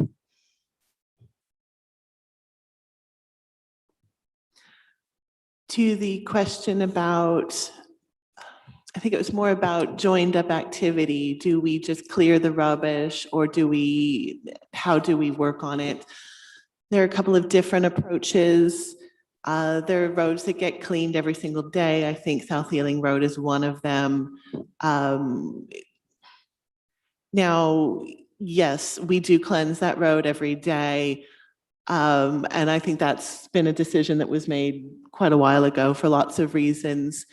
Now, the businesses along that road, in fact, all of the businesses in Ealing have been checked for waste transfer notes, most recently 6 months ago. So they do have contracts in place. Now, whether they're using them or if they're taking advantage of the daily collection and just putting the rubbish out and not paying for the sacks, that's a different thing. Yes, there is some scope for us working with Loggercan and with GEL to find out sort of where is all of this rubbish coming from, what should the daily cleansers be finding every day. We have been focusing, I think, on flats above shops, particularly on these roads that get cleansed every day. We know that, particularly in the Vale and Acton, residents are taking advantage of the daily cleanse by presenting rubbish every single day rather than on their set collection day. So there's a bit of a postcode lottery. If you happen to live on the Vale, you can do that and not get caught. But if you live, for example, in Hanwell and you put your rubbish out on a Tuesday, you're going to get a fixed penalty notice. So there's definitely some scope for to working, I think, more closely with GEL, and there are conversations on how that can work. But it's definitely a growth point, I think, for the enforcement team. I think being a bit more direct than that, it is actually something we should be doing. And Greener Ealing are actually contracted to provide us with that information on a regular basis. So that is something of a failure on our part to actually ensure that the contract is working as it should. So I'll take that up with Lisa and her team to make sure that we can get that scheduled into Greener Ealing's routine way of working. It's included as a contract requirement to give us the information of locations where waste is found out on a daily basis that is unbranded. So the provision's already there. We just should be doing better. And the issue about crossovers and perception of businesses in Park Royal that they're not residential, so it doesn't matter. You know, that's their perception. They literally said to me. Crossovers is a challenge. not just because of the scale of the problem, but the historic nature of it. It's almost like, where do you start? Because quite frankly, there are probably hundreds and hundreds across the borough which have been installed for over the last 20 years, where for whatever reason, action hasn't been taken and the problem's almost become too big to address. So how do you address this? Do you have an amnesty? Do you take retrospective action? Do you think about how you do things moving forward and forget about what's happened in the past? It's a bit of a challenge. I'm not quite sure of the numbers at the moment in terms of an increase in illegal crossovers, but there's certainly parts of the borough, parts of Southall where it's a huge problem, that has been for a while. Perivale equally. I'm not sure that the scale borough-wide in terms of new illegal crossovers, but it is something that I have to admit, we know that problem's there. How we address it retrospectively is really the challenge. Moving forward, Lisa's team, working with our highways colleagues, are quite good at dealing with those problems and ensuring that residents are aware of what they should be doing and what the costs of legal installation are, etc., etc. But it's the historic issues that are a bit of a challenge. If I can say, long journeys start with the first footstep. So we've got to start somewhere. Yep. And I can add Northfield's ward to that as well, no matter which, it's there. And there's it's just happening every day. Like people, not everyone, I've seen new crossovers done as well, but long journeys, first footstep, it's got to start. And as far as Park Royal's concerned, there are quite a few private roads on the Park Royal Trading Estate area that the council doesn't actually have responsibility for. And a lot of traders believe that the council should take action. And it's not necessarily the council who will take action against fly tipping in all locations in Park Royal. I'm not sure about the specific instance that you're talking about. That may very well be public highway. But yeah, as an industrial area, yeah, it doesn't get the routine attention that residential streets do. But if it is public highway, then we will always take action. And if there are regular problems, Lisa's people can include that in scheduled monitoring for enforcement purposes as well. So there is provision to deal with issues all over the borough. Okay, thank you. Okay, I'm going to end it there. I mean, there are complications of Park Royal because I know as ward council that covers that area, we get a lot of those concerns as well, and the complications of the Park Royal partnership that exists up there. Look, there were a couple of points just come out of that to take you back. It's about the reviewing the customer service training for Kingdom Security came up. So I don't know what you do about it. That might be just something we're asking them to review how that process is. There was the issue, I think Auntie Kelly brought up love feedback on the Love Clean Streets app. The interface, you know, if we can have a look at that. And also in terms of Councillor Chohan's response around encouraging greater reporting in those areas where it's not reporting, how can we raise awareness of the app? And also finally, obviously thank both the officers and Lancacan for their award as well. So if we can make a note of that, that'd be great. So thank you. I am going to rattle through the last bits. Item 10, final panel reports. To save you the trouble, I did make some notes. So on they're presented for approval, going to consider for cabinet in November. There were 4 topics. I just made a note of ones that rejected because all the recommendations in each of the panel reports were accepted. In the response to the COVID-19 report, there was one rejected recommendation, R7. And I can't remember what it is. I didn't write them down, so you'll have to take a look. Children's Services, there was one rejected comment, R3. Agile Scrutiny, which is rejected, partly rejected, R8. I think that was to whatever it was, and R19 rejected. And Climate Emergency, everything accepted, but no comment on recommendation 2. So you can all take a look if you wish, but unless anyone's got burning comments on these reports. Councillor Rice. If I, because I suppose it encompasses all that's at the end of the agenda here. If I could just maybe make one more request again, if it's possible, we could talk to HS2 at some point.